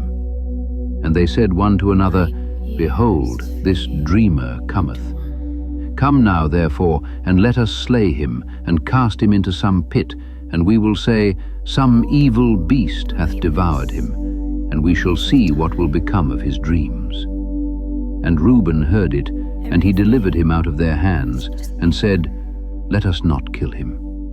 And Reuben said unto them, Shed no blood, but cast him into this pit that is in the wilderness, and lay no hand upon him, that he might rid him out of their hands, to deliver him to his father again. And it came to pass, when Joseph was come unto his brethren, that they stripped Joseph out of his coat of many colors that was on him. And they took him, and cast him into a pit, and the pit was empty, there was no water in it. And they sat down to eat bread, and they lifted up their eyes and looked, and behold, a company of Ishmaelites came from Gilead with their camels, bearing spicery and balm and myrrh, going to carry it down to Egypt. And Judah said unto his brethren, What profit is it if we slay our brother and conceal his blood? Come, and let us sell him to the Ishmaelites, and let not our hand be upon him, for he is our brother and our flesh. And his brethren were content. Then there passed by Midianites merchantmen, and they drew and lifted up Joseph out of the pit, and sold Joseph to the Ishmaelites for 20 pieces of silver. And they brought Joseph into Egypt. And Reuben returned unto the pit, and behold, Joseph was not in the pit, and he rent his clothes. And he returned unto his brethren, and said, The child is not, and I, whither shall I go? And they took Joseph's coat, and killed a kid of the goats, and dipped the coat in the blood. And they sent the coat of many colors, and they brought it to their father, and said, This have we found. Know now whether it be thy son's coat or no. And he knew it, and said, It is my son's coat. An evil beast hath devoured him. Joseph is without doubt rent in pieces. And Jacob rent his clothes, and put sackcloth upon his loins, and mourned for his son many days. And all his sons and all his daughters rose up to comfort him, but he refused to be comforted. And he said, For I will go down into the grave unto my son mourning. Thus his father wept for him. And the Midianites sold him into Egypt unto Potiphar, an officer of Pharaoh's and captain of the guard. Genesis 38. And it came to pass at that time that Judah went down from his brethren, and turned into a certain Adullamite, whose name was Hira. And Judah saw there a daughter of a certain Canaanite, whose name was Shua. And he took her, and went in unto her. And she conceived, and bare a son, and he called his name And she conceived again, and bare a son, and she called his name Onan. And she yet again conceived, and bare a son, and called his name Shelah. And he was at Chezib when she bare him. And Judah took a wife for his firstborn, whose name was Tamar. And Judah's firstborn, was wicked in the sight of the Lord, and the Lord slew him. And Judah said unto Onan, Go in unto thy brother's wife, and marry her, and raise up seed to thy brother. And Onan knew that the seed should not be his. And it came to pass, when he went in unto his brother's wife, that he spilled it on the ground, lest that he should give seed to his brother. And the thing which he did displeased the Lord, wherefore he slew him also. Then said Judah to Tamar his daughter-in-law, Remain a widow at thy father's house, till Shelah my son be grown. For he said, Lest peradventure he die also, as his brethren did. And Tamar went and dwelt in her father's house. And in process of time, the daughter of Shua, Judah's wife, died. And Judah was comforted, and went up unto his sheep shearers to Timnath, he and his friend Hira the Adullamite. And it was told Tamar, saying, Behold, thy father-in-law goeth up to Timnath to shear his sheep. And she put her widow's garments off from her, and covered her with a veil, and wrapped herself, and sat in an open place, which is by the way to Timnath. For she saw that Shelah was grown, and she was not given unto him to wife. When Judah saw her, he thought her to be an harlot, because she had covered her face. And he turned unto her by the way, and said, Go to, I pray thee, let me come in unto thee. For he knew not that she was his daughter-in-law. And she said, What wilt thou give me, that thou mayest come in unto me? And he said, I will send thee a kid from the flock.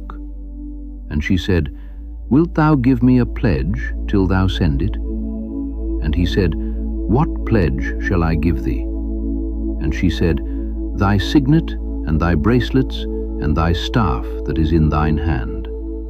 And he gave it her, and came in unto her, and she conceived by him. And she arose, and went away, and laid by her veil from her, and put on the garments of her widowhood. And Judah sent the kid by the hand of his friend the Adullamite to receive his pledge from the woman's hand. But he found her not. Then he asked the men of that place, saying, Where is the harlot that was openly by the wayside?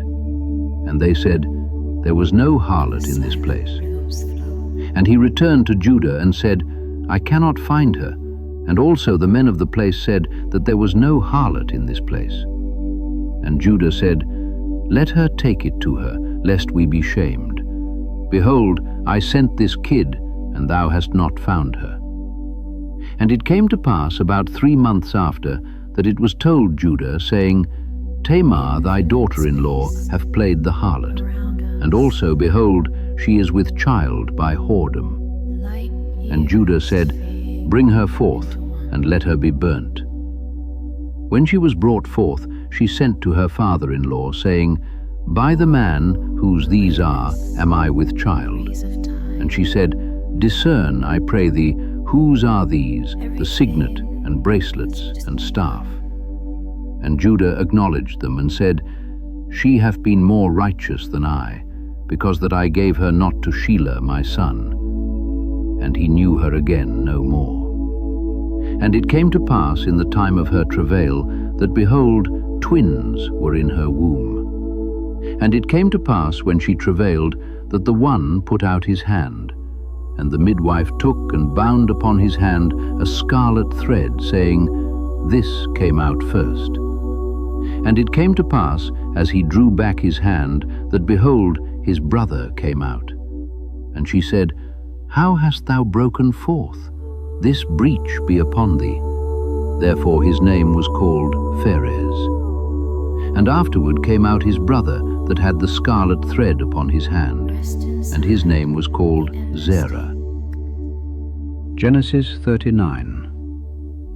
And Joseph was brought down to Egypt, and Potiphar, an officer of Pharaoh, captain of the guard, an Egyptian, bought him of the hands of the Ishmaelites, which had brought him down thither.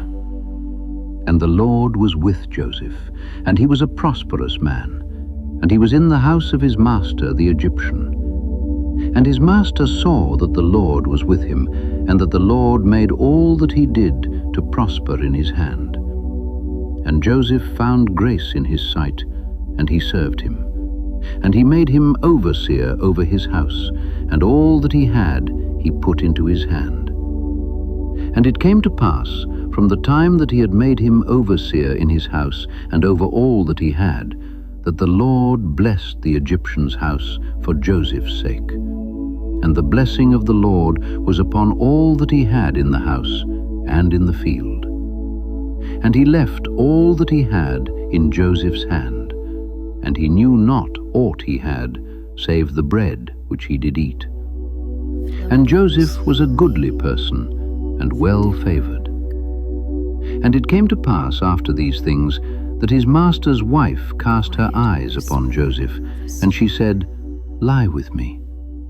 But he refused, and said unto his master's wife, Behold, my master wotteth not what is with me in the house, and he hath committed all that he hath to my hand. There is none greater in this house than I, neither hath he kept back anything from me but thee, because thou art his wife. How then can I do this great wickedness, and sin against God? And it came to pass, as she spake to Joseph day by day, that he hearkened not unto her, to lie by her, or to be with her. And it came to pass about this time, that Joseph went into the house to do his business, and there was none of the men of the house there within. And she caught him by his garment, saying, Lie with me. And he left his garment in her hand, and fled, and got him out. And it came to pass, when she saw that he had left his garment in her hand, and was fled forth, that she called unto the men of her house, and spake unto them, saying, See, he hath brought in an Hebrew unto us to mock us. He came in unto me to lie with me, and I cried with a loud voice. And it came to pass, when he heard that I lifted up my voice and cried, that he left his garment with me, and fled, and got him out. And she laid up his garment by her, until his lord came home. And she spake unto him according to these words, saying, The Hebrew servant, which thou hast brought unto us, came in unto me to mock me. And it came to pass, as I lifted up my voice and cried, that he left his garment with me, and fled out. And it came to pass, when his master heard the words of his wife, which she spake unto him, saying, After this manner did thy servant to me, that his wrath was kindled. And Joseph's master took him, and put him into the prison, a place where the king's prisoners were bound, and he was there in the prison. But the Lord was with Joseph, and showed him mercy, and gave him favor in the sight of the keeper of the prison. And the keeper of the prison committed to Joseph's hand all the prisoners that were in the prison, and whatsoever they did there, he was the doer of it. The keeper of the prison looked not to anything that was under his hand, because the Lord was with him, and that which he did, the Lord made it to prosper. Genesis 40. And it came to pass after these things, that the butler of the king of Egypt and his baker had offended their lord, the king of Egypt. And Pharaoh was wroth against two of his officers, against the chief of the butlers, and against the chief of the bakers. And he put them in ward in the house of the captain of the guard, into the prison, the place where Joseph was bound. And the captain of the guard charged Joseph with them, and he served them, and they continued a season in ward. And they dreamed a dream, both of them, each man his dream in one night, each man according to the interpretation of his dream, the butler and the baker of the king of Egypt, which were bound in the prison. And Joseph came in unto them in the morning, and looked upon them, and behold, they were sad. And he asked Pharaoh's officers that were with him in the ward of his lord's house, saying, Wherefore look ye so sadly today? And they said unto him, We have dreamed a dream, and there is no interpreter of it. And Joseph said unto them, Do not interpretations belong to God? Tell me them, I pray you. And the chief butler told his dream to Joseph, and said to him, In my dream, behold, a vine was before me, and in the vine were 3 branches, and it was as though it budded, and her blossoms shot forth, and the clusters thereof brought forth ripe grapes. And Pharaoh's cup was in my hand, and I took the grapes, and pressed them into Pharaoh's cup, and I gave the cup into Pharaoh's hand. And Joseph said unto him, This is the interpretation of it.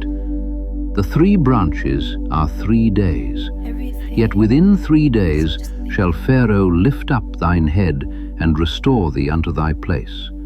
And thou shalt deliver Pharaoh's cup into his hand, after the former manner when thou wast his butler.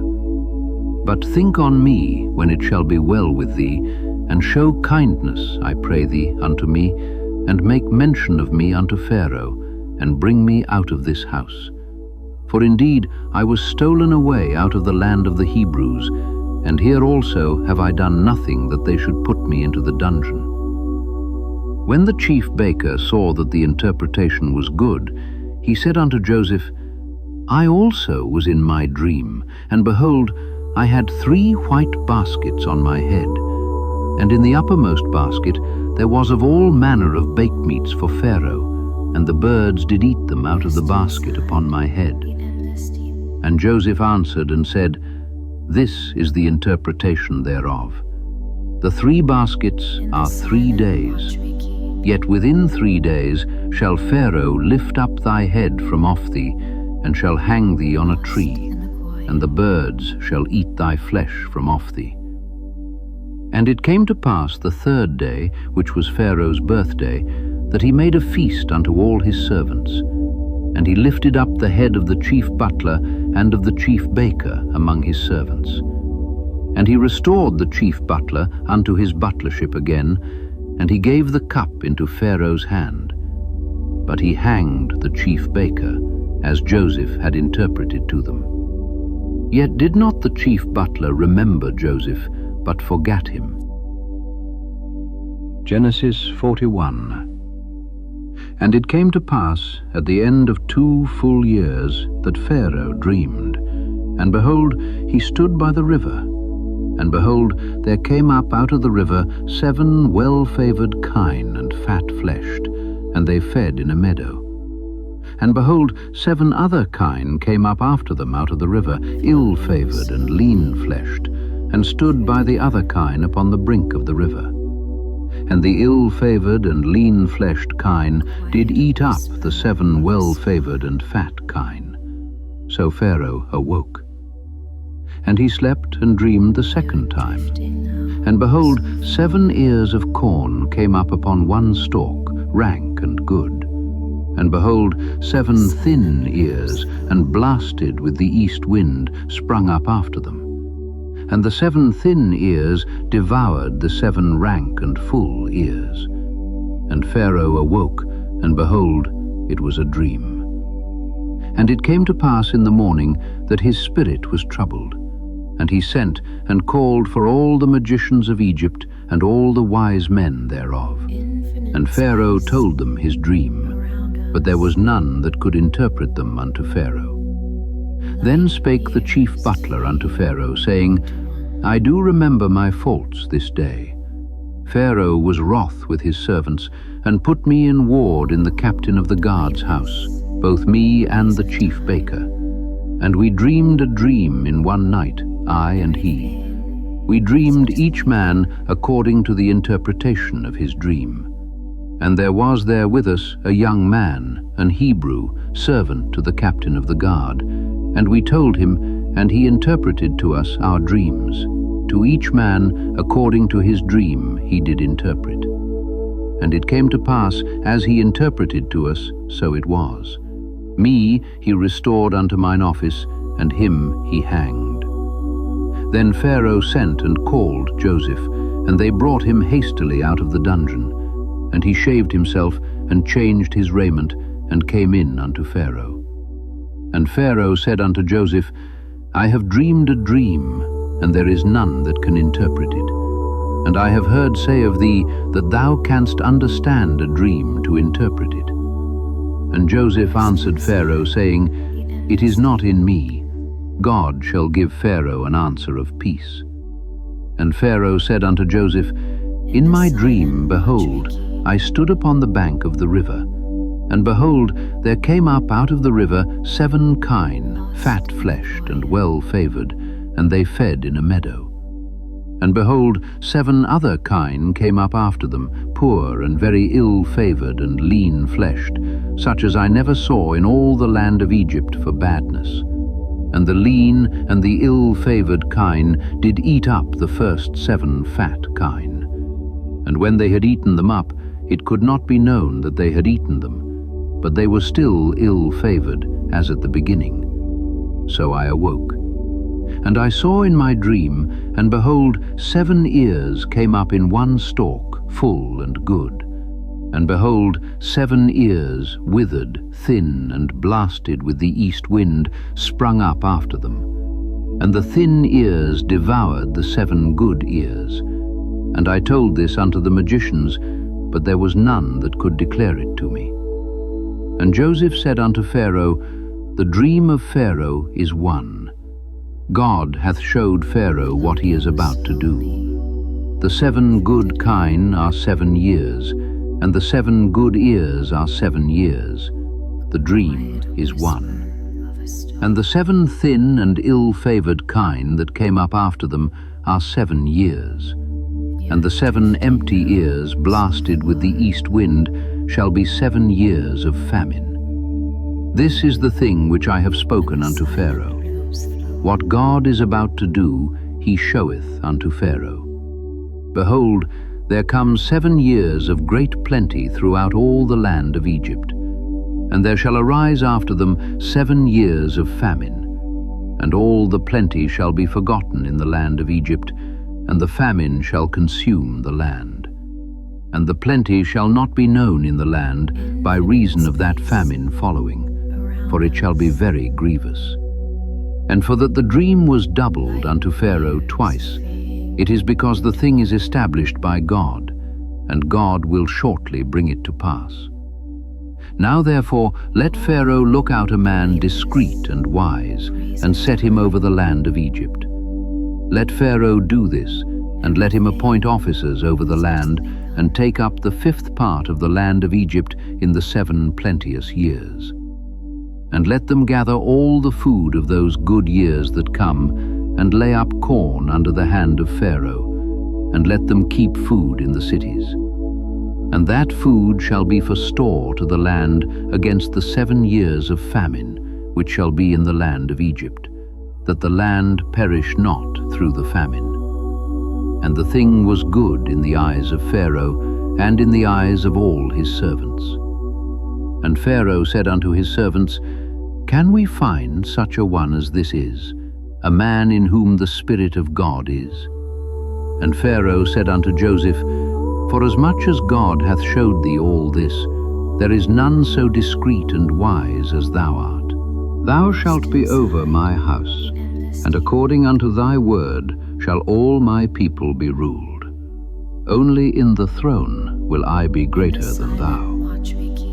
And Pharaoh said unto Joseph, See, I have set thee over all the land of Egypt. And Pharaoh took off his ring from his hand, and put it upon Joseph's hand, and arrayed him in vestures of fine linen, and put a gold chain about his neck. And he made him to ride in the 2nd chariot which he had. And they cried before him, Bow the knee.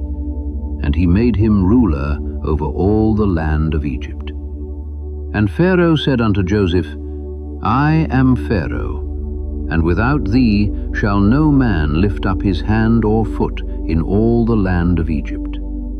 And Pharaoh called Joseph's name Zaphnath-Paneah, And he gave him to wife Asenath, the daughter of Potipherah, priest of On. And Joseph went out over all the land of Egypt. And Joseph was 30 years old when he stood before Pharaoh, king of Egypt. And Joseph went out from the presence of Pharaoh, and went throughout all the land of Egypt. And in the 7 plenteous years the earth brought forth by handfuls. And he gathered up all the food of the 7 years which were in the land of Egypt, and laid up the food in the cities. The food of the field, which was round about every city, laid he up in the same. And Joseph gathered corn as the sand of the sea, very much, until he left numbering, for it was without number. And unto Joseph were born 2 sons before the years of famine came, which Asenath, the daughter of Potipherah, priest of On, bare unto him. And Joseph called the name of the firstborn Manasseh. For God, said he, hath made me forget all my toil and all my father's house. And the name of the second called he Ephraim. For God hath caused me to be fruitful in the land of my affliction. And the 7 years of plenteousness that was in the land of Egypt were ended. And the 7 years of dearth began to come, according as Joseph had said. And the dearth was in all lands, but in all the land of Egypt there was bread. And when all the land of Egypt was famished, the people cried to Pharaoh for bread. And Pharaoh said unto all the Egyptians, Go unto Joseph, what he saith to you, do. And the famine was over all the face of the earth. And Joseph opened all the storehouses, and sold unto the Egyptians. And the famine waxed sore in the land of Egypt.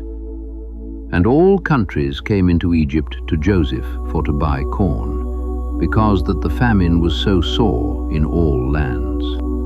Genesis 42. Now when Jacob saw that there was corn in Egypt, Jacob said unto his sons, Why do ye look one upon another? And he said, Behold, I have heard that there is corn in Egypt. Get you down thither, and buy for us from thence, that we may live and not die. And Joseph's 10 brethren went down to buy corn in Egypt. But Benjamin, Joseph's brother, Jacob sent not with his brethren, for he said, Lest peradventure mischief befall him. And the sons of Israel came to buy corn among those that came, for the famine was in the land of Canaan. And Joseph was the governor over the land, and he it was that sold to all the people of the land. And Joseph's brethren came, and bowed down themselves before him with their faces to the earth. And Joseph saw his brethren, and he knew them, but made himself strange unto them, and spake roughly unto them. And he said unto them, Whence come ye? And they said, From the land of Canaan to buy food. And Joseph knew his brethren, but they knew not him. And Joseph remembered the dreams which he dreamed of them, and said unto them, Ye are spies, to see the nakedness of the land ye are come. And they said unto him, Nay, my lord, but to buy food are thy servants come. We are all one man's sons, we are true men, thy servants are no spies. And he said unto them, Nay, but to see the nakedness of the land ye are come. And they said, Thy servants are 12 brethren, the sons of one man in the land of Canaan. And behold, the youngest is this day with our father, and one is not. And Joseph said unto them, That is it that I spake unto you, saying, Ye are spies. Hereby ye shall be proved. By the life of Pharaoh ye shall not go forth hence, except your youngest brother come hither. Send one of you, and let him fetch your brother, and ye shall be kept in prison, that your words may be proved, whether there be any truth in you. Or else by the life of Pharaoh surely ye are spies. And he put them all together into ward 3 days. And Joseph said unto them the 3rd day, This do, and live, for I fear God. If ye be true men, let one of your brethren be bound in the house of your prison. Go ye, carry corn for the famine of your houses, but bring your youngest brother unto me. So shall your words be verified, and ye shall not die. And they did so. And they said one to another, "We are verily guilty concerning our brother, in that we saw the anguish of his soul when he besought us, and we would not hear. Therefore is this distress come upon us." And Reuben answered them, saying, "Spake I not unto you, saying, Do not sin against the child, and ye would not hear? Therefore, behold, also his blood is required." And they knew not that Joseph understood them, for he spake unto them by an interpreter. And he turned himself about from them, and wept, and returned to them again, and communed with them, and took from them Simeon, and bound him before their eyes. Then Joseph commanded to fill their sacks with corn, and to restore every man's money into his sack, and to give them provision for the way. And thus did he unto them. And they laded their asses with the corn, and departed thence. And as one of them opened his sack to give his ass provender in the inn, he espied his money, for behold, it was in his sack's mouth. And he said unto his brethren, My money is restored, and lo, it is even in my sack. And their heart failed them, and they were afraid, saying one to another, What is this that God hath done unto us? And they came unto Jacob their father unto the land of Canaan, and told him all that befell unto them, saying, The man, who is the Lord of the land, spake roughly to us, and took us for spies of the country. And we said unto him, We are true men, we are no spies. We be 12 brethren, sons of our father. One is not, and the youngest is this day with our father in the land of Canaan. And the man, the lord of the country, said unto us, Hereby shall I know that ye are true men. Leave one of your brethren here with me, and take food for the famine of your households, and be gone. And bring your youngest brother unto me. Then shall I know that ye are no spies, but that ye are true men. So will I deliver you your brother, and ye shall traffic in the land. And it came to pass, as they emptied their sacks, that behold, every man's bundle of money was in his sack. And when both they and their father saw the bundles of money, they were afraid. And Jacob their father said unto them, Me have ye bereaved of my children. Joseph is not, and Simeon is not, and ye will take Benjamin away. All these things are against me. And Reuben spake unto his father, saying, Slay my 2 sons, if I bring him not to thee. Deliver him into my hand, and I will bring him to thee again. And he said, My son shall not go down with you, for his brother is dead, and he is left alone. If mischief befall him by the way in the which ye go, then shall ye bring down my grey hairs with sorrow to the grave. Genesis 43. And the famine was sore in the land. And it came to pass, when they had eaten up the corn which they had brought out of Egypt, their father said unto them, Go again, buy us a little food. And Judah spake unto him, saying, The man did solemnly protest unto us, saying, Ye shall not see my face, except your brother be with you. If thou wilt send our brother with us, we will go down and buy thee food. But if thou wilt not send him, we will not go down. For the man said unto us, Ye shall not see my face, except your brother be with you. And Israel said, Wherefore dealt ye so ill with me, as to tell the man whether ye had yet a brother? And they said, The man asked us straitly of our state, and of our kindred, saying, Is your father yet alive? Have ye another brother? And we told him according to the tenor of these words. Could we certainly know that he would say, Bring your brother down? And Judah said unto Israel his father, Send the lad with me, and we will arise and go, that we may live and not die, both we and thou, and also our little ones. I will be surety for him, of my hand shalt thou require him. If I bring him not unto thee, and set him before thee, then let me bear the blame forever. For except we had lingered, surely now we had returned this second time. And their father Israel said unto them, If it must be so now, do this. Take of the best fruits in the land in your vessels, and carry down the man a present, a little balm, and a little honey, spices, and myrrh, nuts and almonds, and take double money in your hand, and the money that was brought again in the mouth of your sacks, carry it again in your hand. Peradventure it was an oversight. Take also your brother, and arise, go again unto the man, and God Almighty give you mercy before the man, that he may send away your other brother and Benjamin. If I be bereaved of my children, I am bereaved.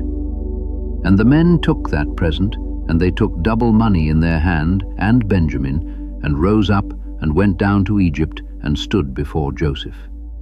And when Joseph saw Benjamin with them, he said to the ruler of his house, Bring these men home, and slay, and make ready, for these men shall dine with me at noon. And the man did as Joseph bade, and the man brought the men into Joseph's house.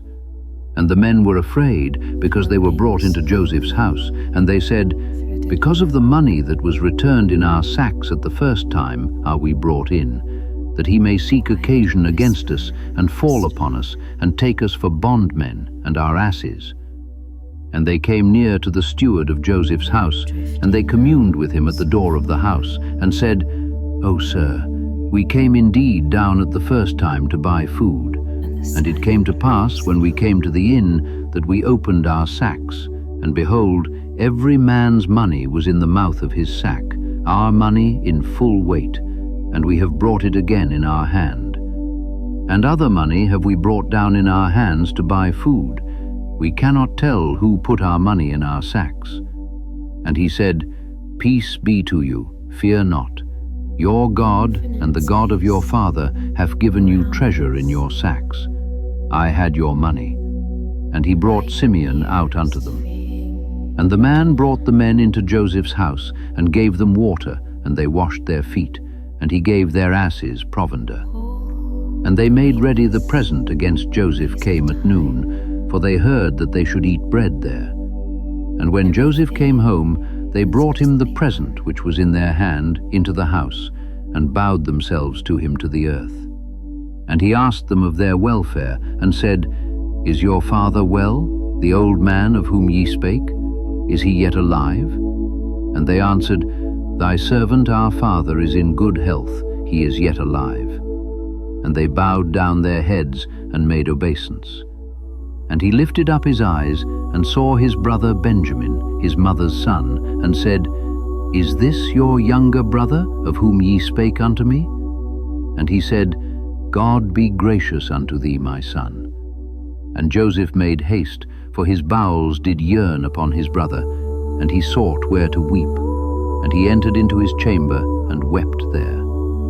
And he washed his face, and went out, and refrained himself, and said, Set on bread. And they set on for him by himself, and for them by themselves, and for the Egyptians, which did eat with him, by themselves. Because the Egyptians might not eat bread with the Hebrews, for that is an abomination unto the Egyptians. And they sat before him, the firstborn according to his birthright, and the youngest according to his youth. And the men marveled one at another. And he took and sent messes unto them from before him. But Benjamin's mess was 5 times so much as any of theirs. And they drank and were merry with him. Genesis 44. And he commanded the steward of his house, saying, Fill the men's sacks with food as much as they can carry, and put every man's money in his sack's mouth. And put my cup, the silver cup, in the sack's mouth of the youngest, and his corn money. And he did according to the word that Joseph had spoken. As soon as the morning was light, the men were sent away, they and their asses. And when they were gone out of the city, and not yet far off, Joseph said unto his steward, Up, follow after the men, and when thou dost overtake them, say unto them, Wherefore have ye rewarded evil for good? Is not this it in which my Lord drinketh, and whereby indeed he divineth? Ye have done evil in so doing. And he overtook them, and he spake unto them these same words.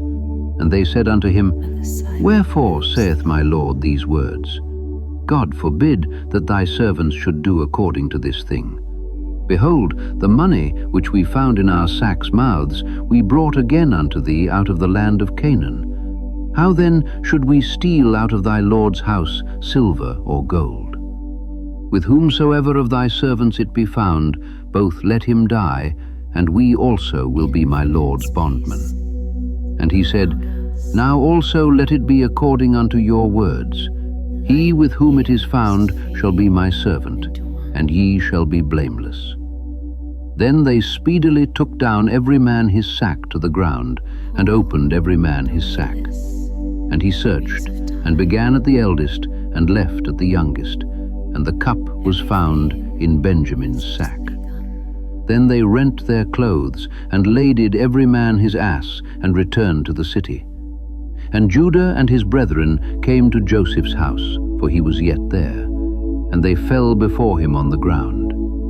And Joseph said unto them, What deed is this that ye have done? Wot ye not that such a man as I can certainly divine? And Judah said, What shall we say unto my Lord? What shall we speak? Or how shall we clear ourselves? God hath found out the iniquity of thy servants. Behold, we are my Lord's servants, both we and he also with whom the cup is found. And he said, God forbid that I should do so, but the man in whose hand the cup is found, he shall be my servant. And as for you, get you up in peace unto your father. Then Judah came near unto him and said, O my Lord, let thy servant, I pray thee, speak a word in my Lord's ears, and let not thine anger burn against thy servant. For thou art even as Pharaoh. My Lord asked his servants, saying, Have ye a father or a brother? And we said unto my Lord, We have a father, an old man, and a child of his old age, a little one. And his brother is dead, and he alone is left of his mother, and his father loveth him. And thou saidst unto thy servants, Bring him down unto me, that I may set mine eyes upon him. And we said unto my Lord, The lad cannot leave his father, for if he should leave his father would die. And thou saidst unto thy servants, Except your youngest brother come down with you, ye shall see my face no more. And it came to pass, when we came up unto thy servant my father, we told him the words of my Lord. And our father said, Go again, and buy us a little food. And we said, We cannot go down. If our youngest brother be with us, then will we go down.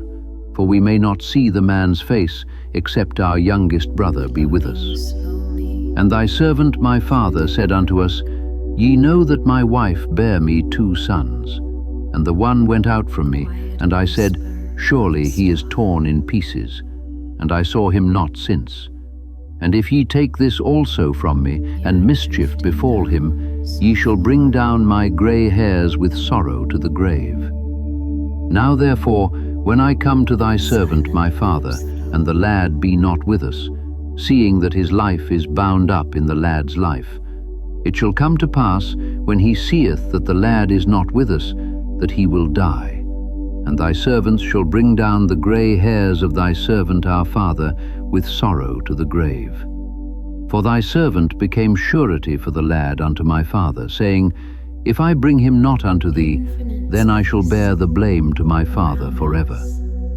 Now therefore, I pray thee, let thy servant abide instead of the lad a bondman to my Lord, and let the lad go up with his brethren.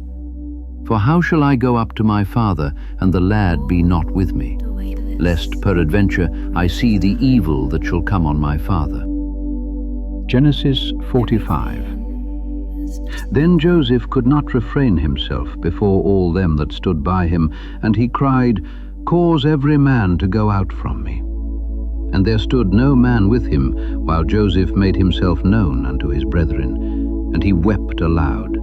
And the Egyptians and the house of Pharaoh heard. And Joseph said unto his brethren, I am Joseph. Doth my father yet live? And his brethren could not answer him, for they were troubled at his presence. And Joseph said unto his brethren, Come near to me, I pray you. And they came near. And he said, I am Joseph your brother, whom ye sold into Egypt. Now therefore be not grieved, nor angry with yourselves that ye sold me hither. For God did send me before you to preserve life. For these 2 years hath the famine been in the land, and yet there are 5 years in the which there shall neither be earing nor harvest. And God sent me before you to preserve you a posterity in the earth, and to save your lives by a great deliverance. So now it was not you that sent me hither, but God. And he hath made me a father to Pharaoh, and lord of all his house, and a ruler throughout all the land of Egypt. Haste ye, and go up to my father, and say unto him, Thus saith thy son Joseph, God hath made me lord of all Egypt. Come down unto me, tarry not. And thou shalt dwell in the land of Goshen, and thou shalt be near unto me, thou and thy children, and thy children's children, and thy flocks, and thy herds, and all that thou hast. And there will I nourish thee, for yet there are 5 years of famine, lest thou and thy household, and all that thou hast, come to poverty. And behold, your eyes see, and the eyes of my brother Benjamin, that it is my mouth that speaketh unto you. And ye shall tell my father of all my glory in Egypt, and of all that ye have seen, and ye shall haste and bring down my father hither. And he fell upon his brother Benjamin's neck, and wept, and Benjamin wept upon his neck. Moreover he kissed all his brethren, and wept upon them, and after that his brethren talked with him. And the fame thereof was heard in Pharaoh's house, saying, Joseph's brethren are come. And it pleased Pharaoh well, and his servants. And Pharaoh said unto Joseph, Say unto thy brethren, This do ye, lade your beasts, and go, get you unto the land of Canaan, and take your father and your households, and come unto me, and I will give you the good of the land of Egypt, and ye shall eat the fat of the land. Now thou art commanded, this do ye, take you wagons out of the land of Egypt for your little ones and for your wives, and bring your father, and come. Also regard not your stuff, for the good of all the land of Egypt is yours. And the children of Israel did so, and Joseph gave them wagons according to the commandment of Pharaoh, and gave them provision for the way. To all of them he gave each man changes of raiment, but to Benjamin he gave 300 pieces of silver and 5 changes of raiment. And to his father he sent after this manner, 10 asses laden with the good things of Egypt, and 10 she-asses laden with corn and bread and meat for his father by the way. So he sent his brethren away, and they departed. And he said unto them, See that ye fall not out by the way. And they went up out of Egypt, and came into the land of Canaan unto Jacob their father, and told him, saying, Joseph is yet alive, and he is governor over all the land of Egypt. And Jacob's heart fainted, for he believed them not. And they told him all the words of Joseph which he had said unto them. And when he saw the wagons which Joseph had sent to carry him, the spirit of Jacob their father revived. And Israel said, It is enough. Joseph my son is yet alive. I will go and see him before I die. Genesis 46. And Israel took his journey with all that he had, and came to Beersheba, and offered sacrifices unto the God of his father Isaac. And God spake unto Israel in the visions of the night, and said, Jacob, Jacob. And he said, Here am I. And he said, I am God, the God of thy father. Fear not to go down into Egypt, for I will there make of thee a great nation. I will go down with thee into Egypt, and I will also surely bring thee up again, and Joseph shall put his hand upon thine eyes.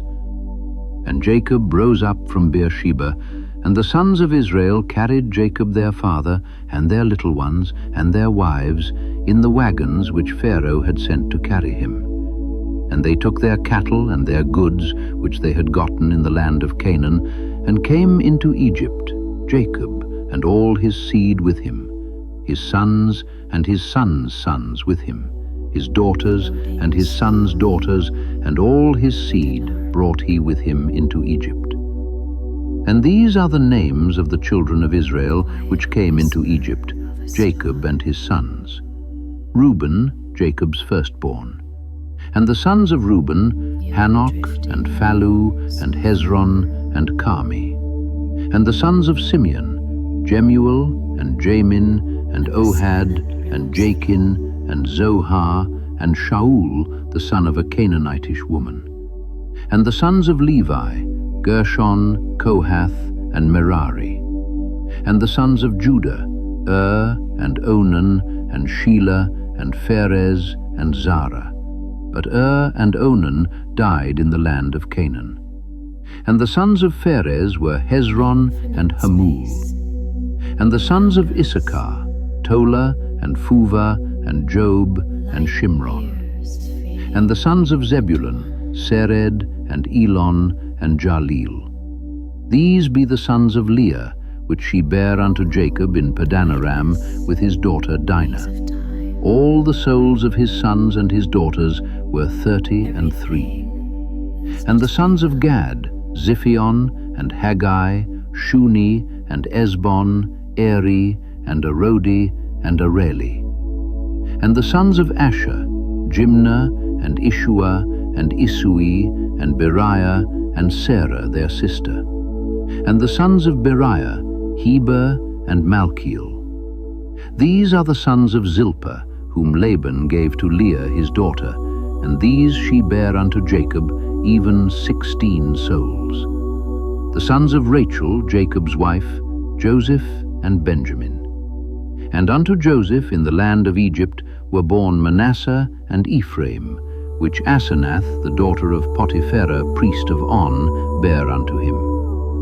And the sons of Benjamin were Bela, and Becher, and Ashbel, Gera, and Naaman, Ehi, and Rosh, Muppim, and Huppim, and Ard. These are the sons of Rachel, which were born to Jacob.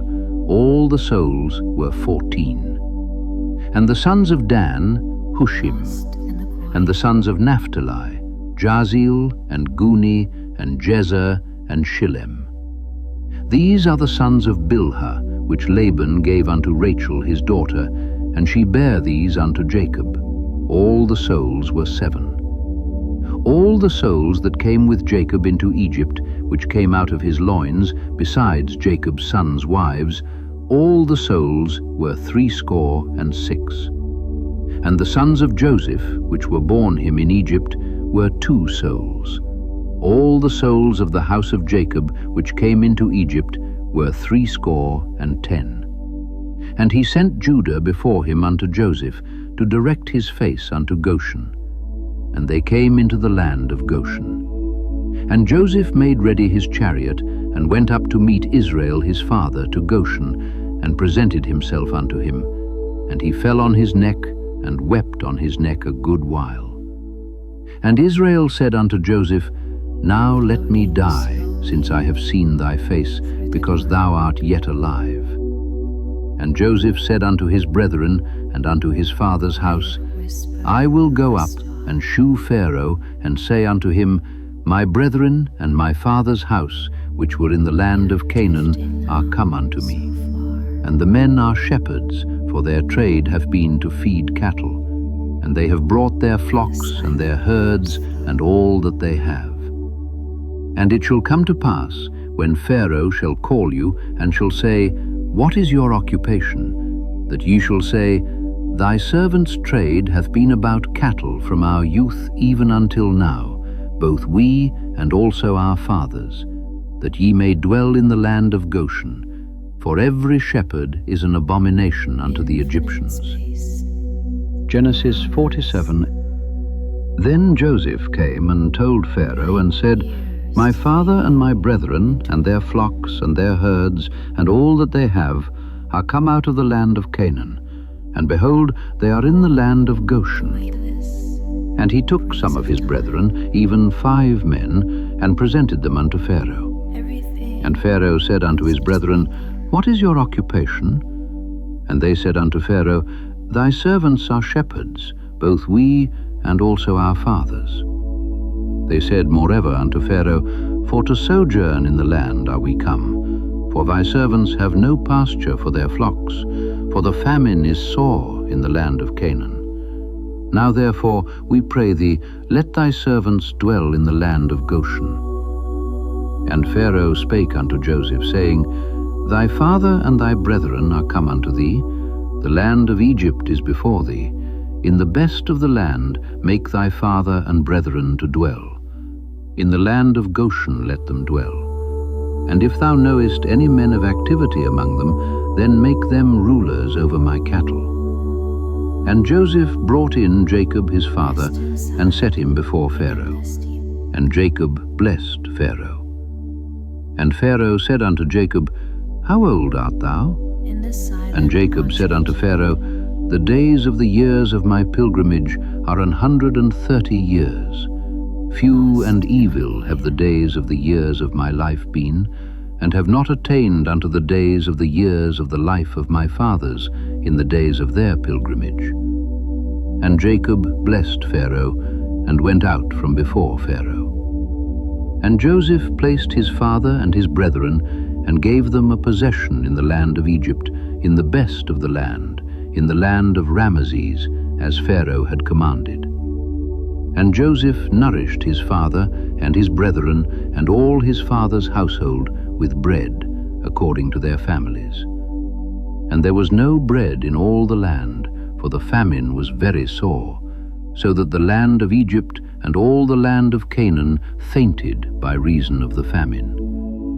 And Joseph gathered up all the money that was found in the land of Egypt and in the land of Canaan for the corn which they bought. And Joseph brought the money into Pharaoh's house. And when money failed in the land of Egypt and in the land of Canaan, all the Egyptians came unto Joseph and said, Give us bread, for why should we die in thy presence? For the money faileth. And Joseph said, Give your cattle, and I will give you for your cattle, if money fail. And they brought their cattle unto Joseph, and Joseph gave them bread in exchange for horses, and for the flocks, and for the cattle of the herds, and for the asses. And he fed them with bread for all their cattle for that year. When that year was ended, they came unto him the second year, and said unto him, We will not hide it from my lord, how that our money is spent. My lord also hath our herds of cattle. There is not aught left in the sight of my lord, but our bodies and our lands.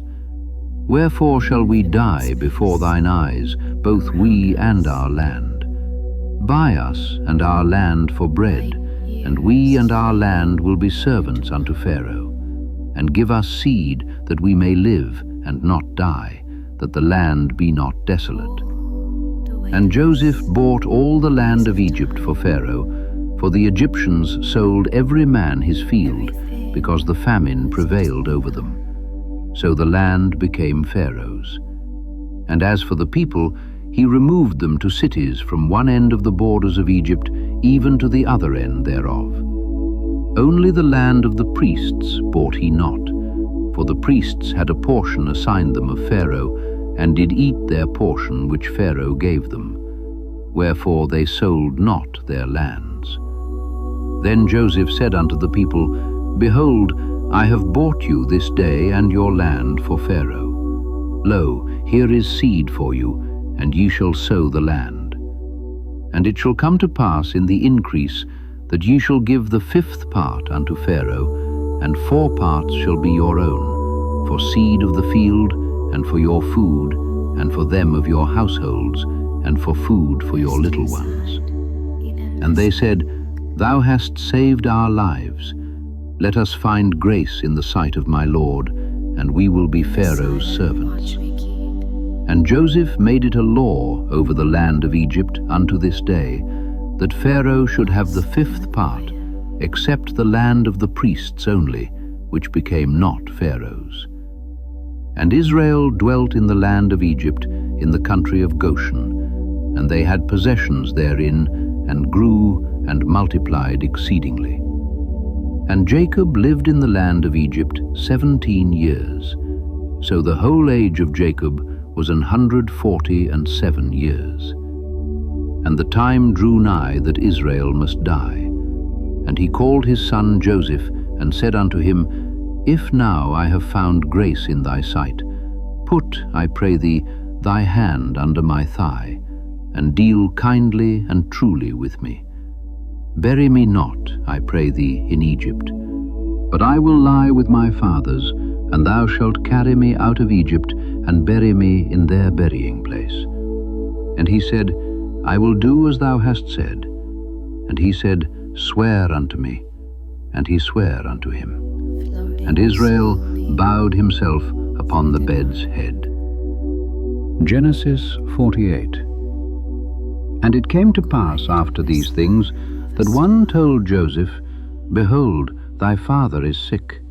And he took with him his 2 sons, Manasseh and Ephraim. And one told Jacob, and said, Behold, thy son Joseph cometh unto thee. And Israel strengthened himself, and sat upon the bed. And Jacob said unto Joseph, God Almighty appeared unto me at Luz in the land of Canaan, and blessed me, and said unto me, Behold, I will make thee fruitful, and multiply thee, and I will make of thee a multitude of people, and will give this land to thy seed after thee for an everlasting possession.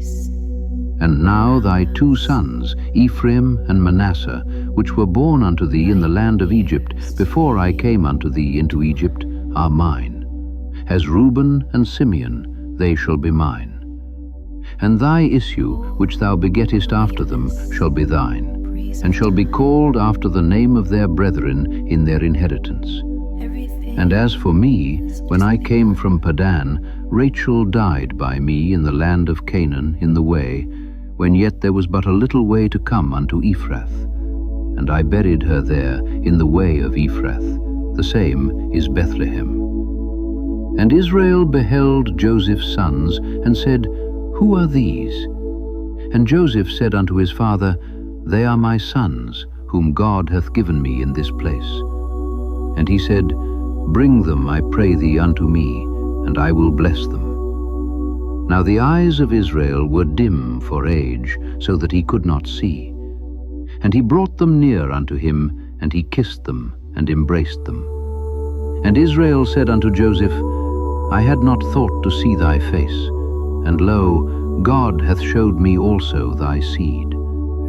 And Joseph brought them out from between his knees, and he bowed himself with his face to the earth. And Joseph took them both, Ephraim in his right hand toward Israel's left hand, and Manasseh in his left hand toward Israel's right hand, and brought them near unto him. And Israel stretched out his right hand, and laid it upon Ephraim's head, who was the younger, and his left hand upon Manasseh's head, guiding his hands wittingly, for Manasseh was the firstborn. And he blessed Joseph, and said, God, before whom my fathers Abraham and Isaac did walk, the God which fed me all my life long unto this day, the angel which redeemed me from all evil, bless the lads. And let my name be named on them, and the name of my fathers Abraham and Isaac. And let them grow into a multitude in the midst of the earth. And when Joseph saw that his father laid his right hand upon the head of Ephraim, it displeased him. And he held up his father's hand to remove it from Ephraim's head unto Manasseh's head. And Joseph said unto his father, Not so, my father, for this is the firstborn. Put thy right hand upon his head. And his father refused, and said, I know it, my son, I know it. He also shall become a people, and he also shall be great. But truly his younger brother shall be greater than he, and his seed shall become a multitude of nations. And he blessed them that day, saying, In thee shall Israel bless, saying, God make thee as Ephraim and as Manasseh. And he set Ephraim before Manasseh. And Israel said unto Joseph, Behold, I die, but God shall be with you, and bring you again unto the land of your fathers. Moreover, I have given to thee one portion above thy brethren, which I took out of the hand of the Amorite with my sword and with my bow. Genesis 49. And Jacob called unto his sons and said, Gather yourselves together, that I may tell you that which shall befall you in the last days. Gather yourselves together, and hear, ye sons of Jacob, and hearken unto Israel your father. Reuben, thou art my firstborn, my might, and the beginning of my strength, the excellency of dignity, and the excellency of power. Unstable as water thou shalt not excel, because thou wentest up to thy father's bed, then defiledst thou it. He went up to my couch. Simeon and Levi are brethren, instruments of cruelty are in their habitations. O my soul, come not thou into their secret, unto their assembly, mine honor, be not thou united. For in their anger they slew a man, and in their self-will they digged down a wall. Cursed be their anger, for it was fierce, and their wrath, for it was cruel. I will divide them in Jacob, and scatter them in Israel. Judah, thou art he whom thy brethren shall praise. Thy hand shall be in the neck of thine enemies. Thy father's children shall bow down before thee. Judah is a lion's whelp. From the prey, my son, thou art gone up. He stooped down, he couched as a lion, and as an old lion. Who shall rouse him up? The scepter shall not depart from Judah, nor a lawgiver from between his feet, until Shiloh come, and unto him shall the gathering of the people be. Binding his foal unto the vine, and his ass's colt unto the choice vine, he washed his garments in wine, and his clothes in the blood of grapes. His eyes shall be red with wine, and his teeth white with milk. Zebulun shall dwell at the haven of the sea, and he shall be for an haven of ships, and his border shall be unto Zidon. Issachar is a strong ass couching down between two burdens, and he saw that rest was good, and the land that it was pleasant, and bowed his shoulder to bear, and became a servant unto tribute. Dan shall judge his people as one of the tribes of Israel. Dan shall be a serpent by the way, an adder in the path, that biteth the horse heels, so that his rider shall fall backward. I have waited for thy salvation, O Lord. Gad, a troop shall overcome him, but he shall overcome at the last. Out of Asher his bread shall be fat, and he shall yield royal dainties. Naphtali is a hind let loose, he giveth goodly words. Joseph is a fruitful bough, even a fruitful bough by a well, whose branches run over the wall. The archers have sorely grieved him, and shot at him, and hated him. But his bow abode in strength, and the arms of his hands were made strong by the hands of the mighty God of Jacob. From thence is the shepherd, the stone of Israel. Even by the God of thy father, who shall help thee, and by the Almighty, who shall bless thee with blessings of heaven above, blessings of the deep that lieth under, blessings of the breasts and of the womb. The blessings of thy father have prevailed above the blessings of my progenitors, unto the utmost bound of the everlasting hills. They shall be on the head of Joseph, and on the crown of the head of him that was separate from his brethren. Benjamin shall raven as a wolf. In the morning he shall devour the prey, and at night he shall divide the spoil. All these are the 12 tribes of Israel, and this is it that their father spake unto them, and blessed them.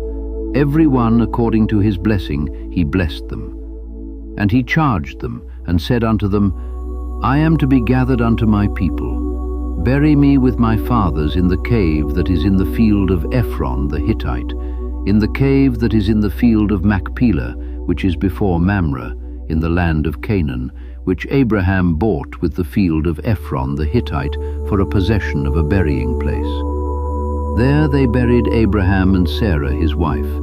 There they buried Isaac and Rebekah his wife, and there I buried Leah. The purchase of the field and of the cave that is therein was from the children of Heth. And when Jacob had made an end of commanding his sons, he gathered up his feet into the bed, and yielded up the ghost, and was gathered unto his people. Genesis 50. And Joseph fell upon his father's face, and wept upon him, and kissed him. And Joseph commanded his servants the physicians to embalm his father, and the physicians embalmed Israel. And 40 days were fulfilled for him, for so are fulfilled the days of those which are embalmed. And the Egyptians mourned for him 70 days.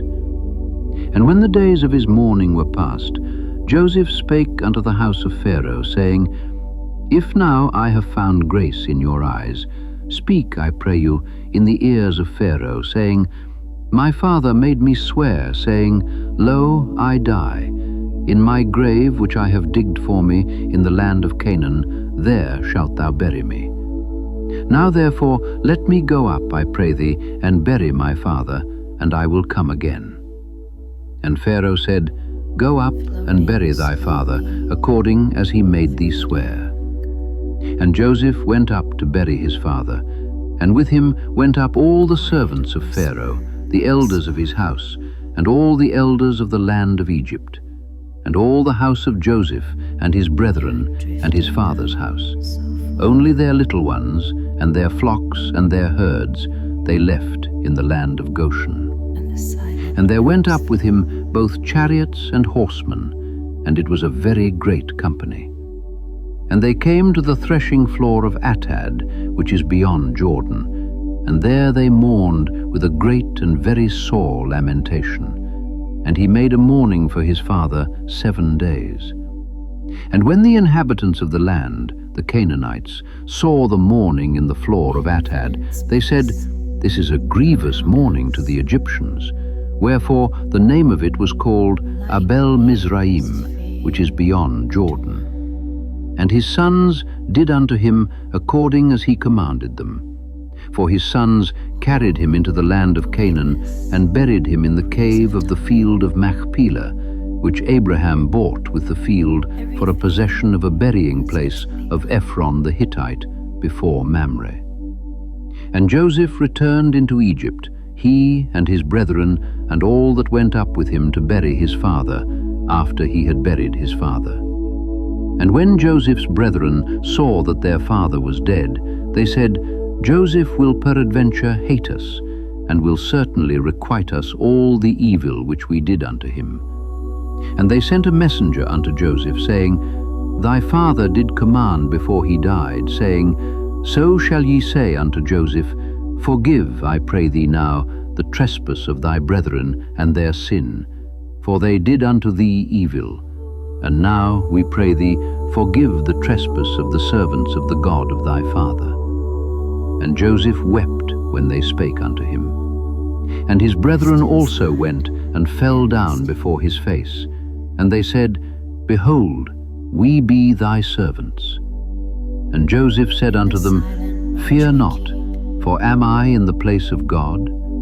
But as for you, ye thought evil against me, but God meant it unto good, to bring to pass, as it is this day, to save much people alive. Now therefore fear ye not, I will nourish you and your little ones. And he comforted them, and spake kindly unto them. And Joseph dwelt in Egypt, he and his father's house. And Joseph lived 110 years. And Joseph saw Ephraim's children of the 3rd generation. The children also of Machir, the son of Manasseh, were brought up upon Joseph's knees. And Joseph said unto his brethren, I die, and God will surely visit you, and bring you out of this land unto the land which he sware to Abraham, to Isaac, and to Jacob. And Joseph took an oath of the children of Israel, saying, God will surely visit you, and ye shall carry up my bones from hence. So Joseph died, being 110 years old, and they embalmed him, and he was put in a coffin in Egypt. You have now listened to the book of Genesis, the book of beginnings. From the creation of the heavens and the earth to the formation of man from the dust, from the garden to the flood, from Babel to Abraham, from Isaac to Jacob, from Joseph's betrayal to Joseph's exaltation. Genesis has shown us the mighty hand of God moving through the beginning of all things. It has shown us creation and corruption, judgment and mercy, promise and waiting, family and failure, loss and restoration. Again and again we saw that mankind is fragile, but God is faithful. When Adam and Eve fell, God gave a promise. When violence filled the earth, God preserved a remnant. When Abraham had no child, God gave a covenant. When Isaac was laid on the altar, God provided a ram. When Jacob ran in fear, God still blessed him. When Joseph was betrayed by his brothers, God was preparing deliverance. Genesis reminds us that God sees the end from the beginning. What man means for evil, God is able to turn for good. What looks delayed may still be appointed. What feels broken may still be part of the promise. And what begins in darkness can still end in blessing when God is the one writing the story. May the words of Genesis settle deep in your heart. May you remember that you were created on purpose by the will of God and for His glory. May you remember that no fall is beyond His reach, no family too broken for His mercy, no promise too impossible for His power, and no wilderness too far for His presence. May the God of Abraham, the God of Isaac, and the God of Jacob watch over you, lead you, correct you, strengthen you, and keep you in His covenant mercy. And may your heart be drawn closer to the one promised from the beginning, Yeshua, our salvation, the Redeemer, the promised seed, the light that darkness cannot overcome. Rest in the faithfulness of God, walk in His ways, trust His timing, and remember, the same God who was present in the beginning is still present with His people now. Amen.